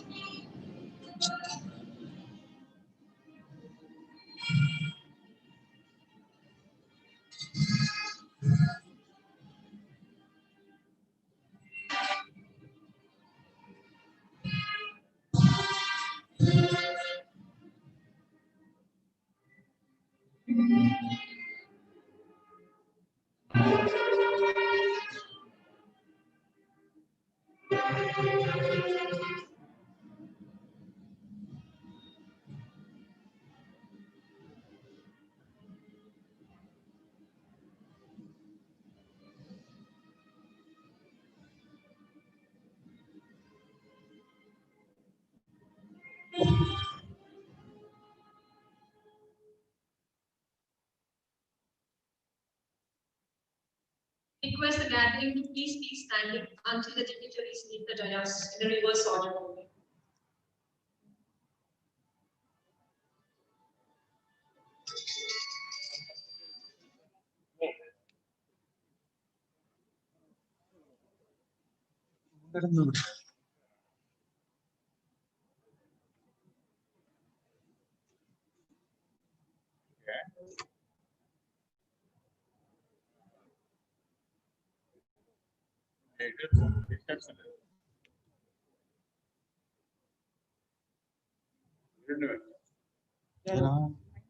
ದಯಮಾಡಿ ಎಲ್ಲರೂ ಮೆರವಣಿಗೆ ಮುಕ್ತಾಯದವರೆಗೂ ಎದ್ದು ನಿಂತು ಗೌರವ ಸಲ್ಲಿಸಬೇಕು.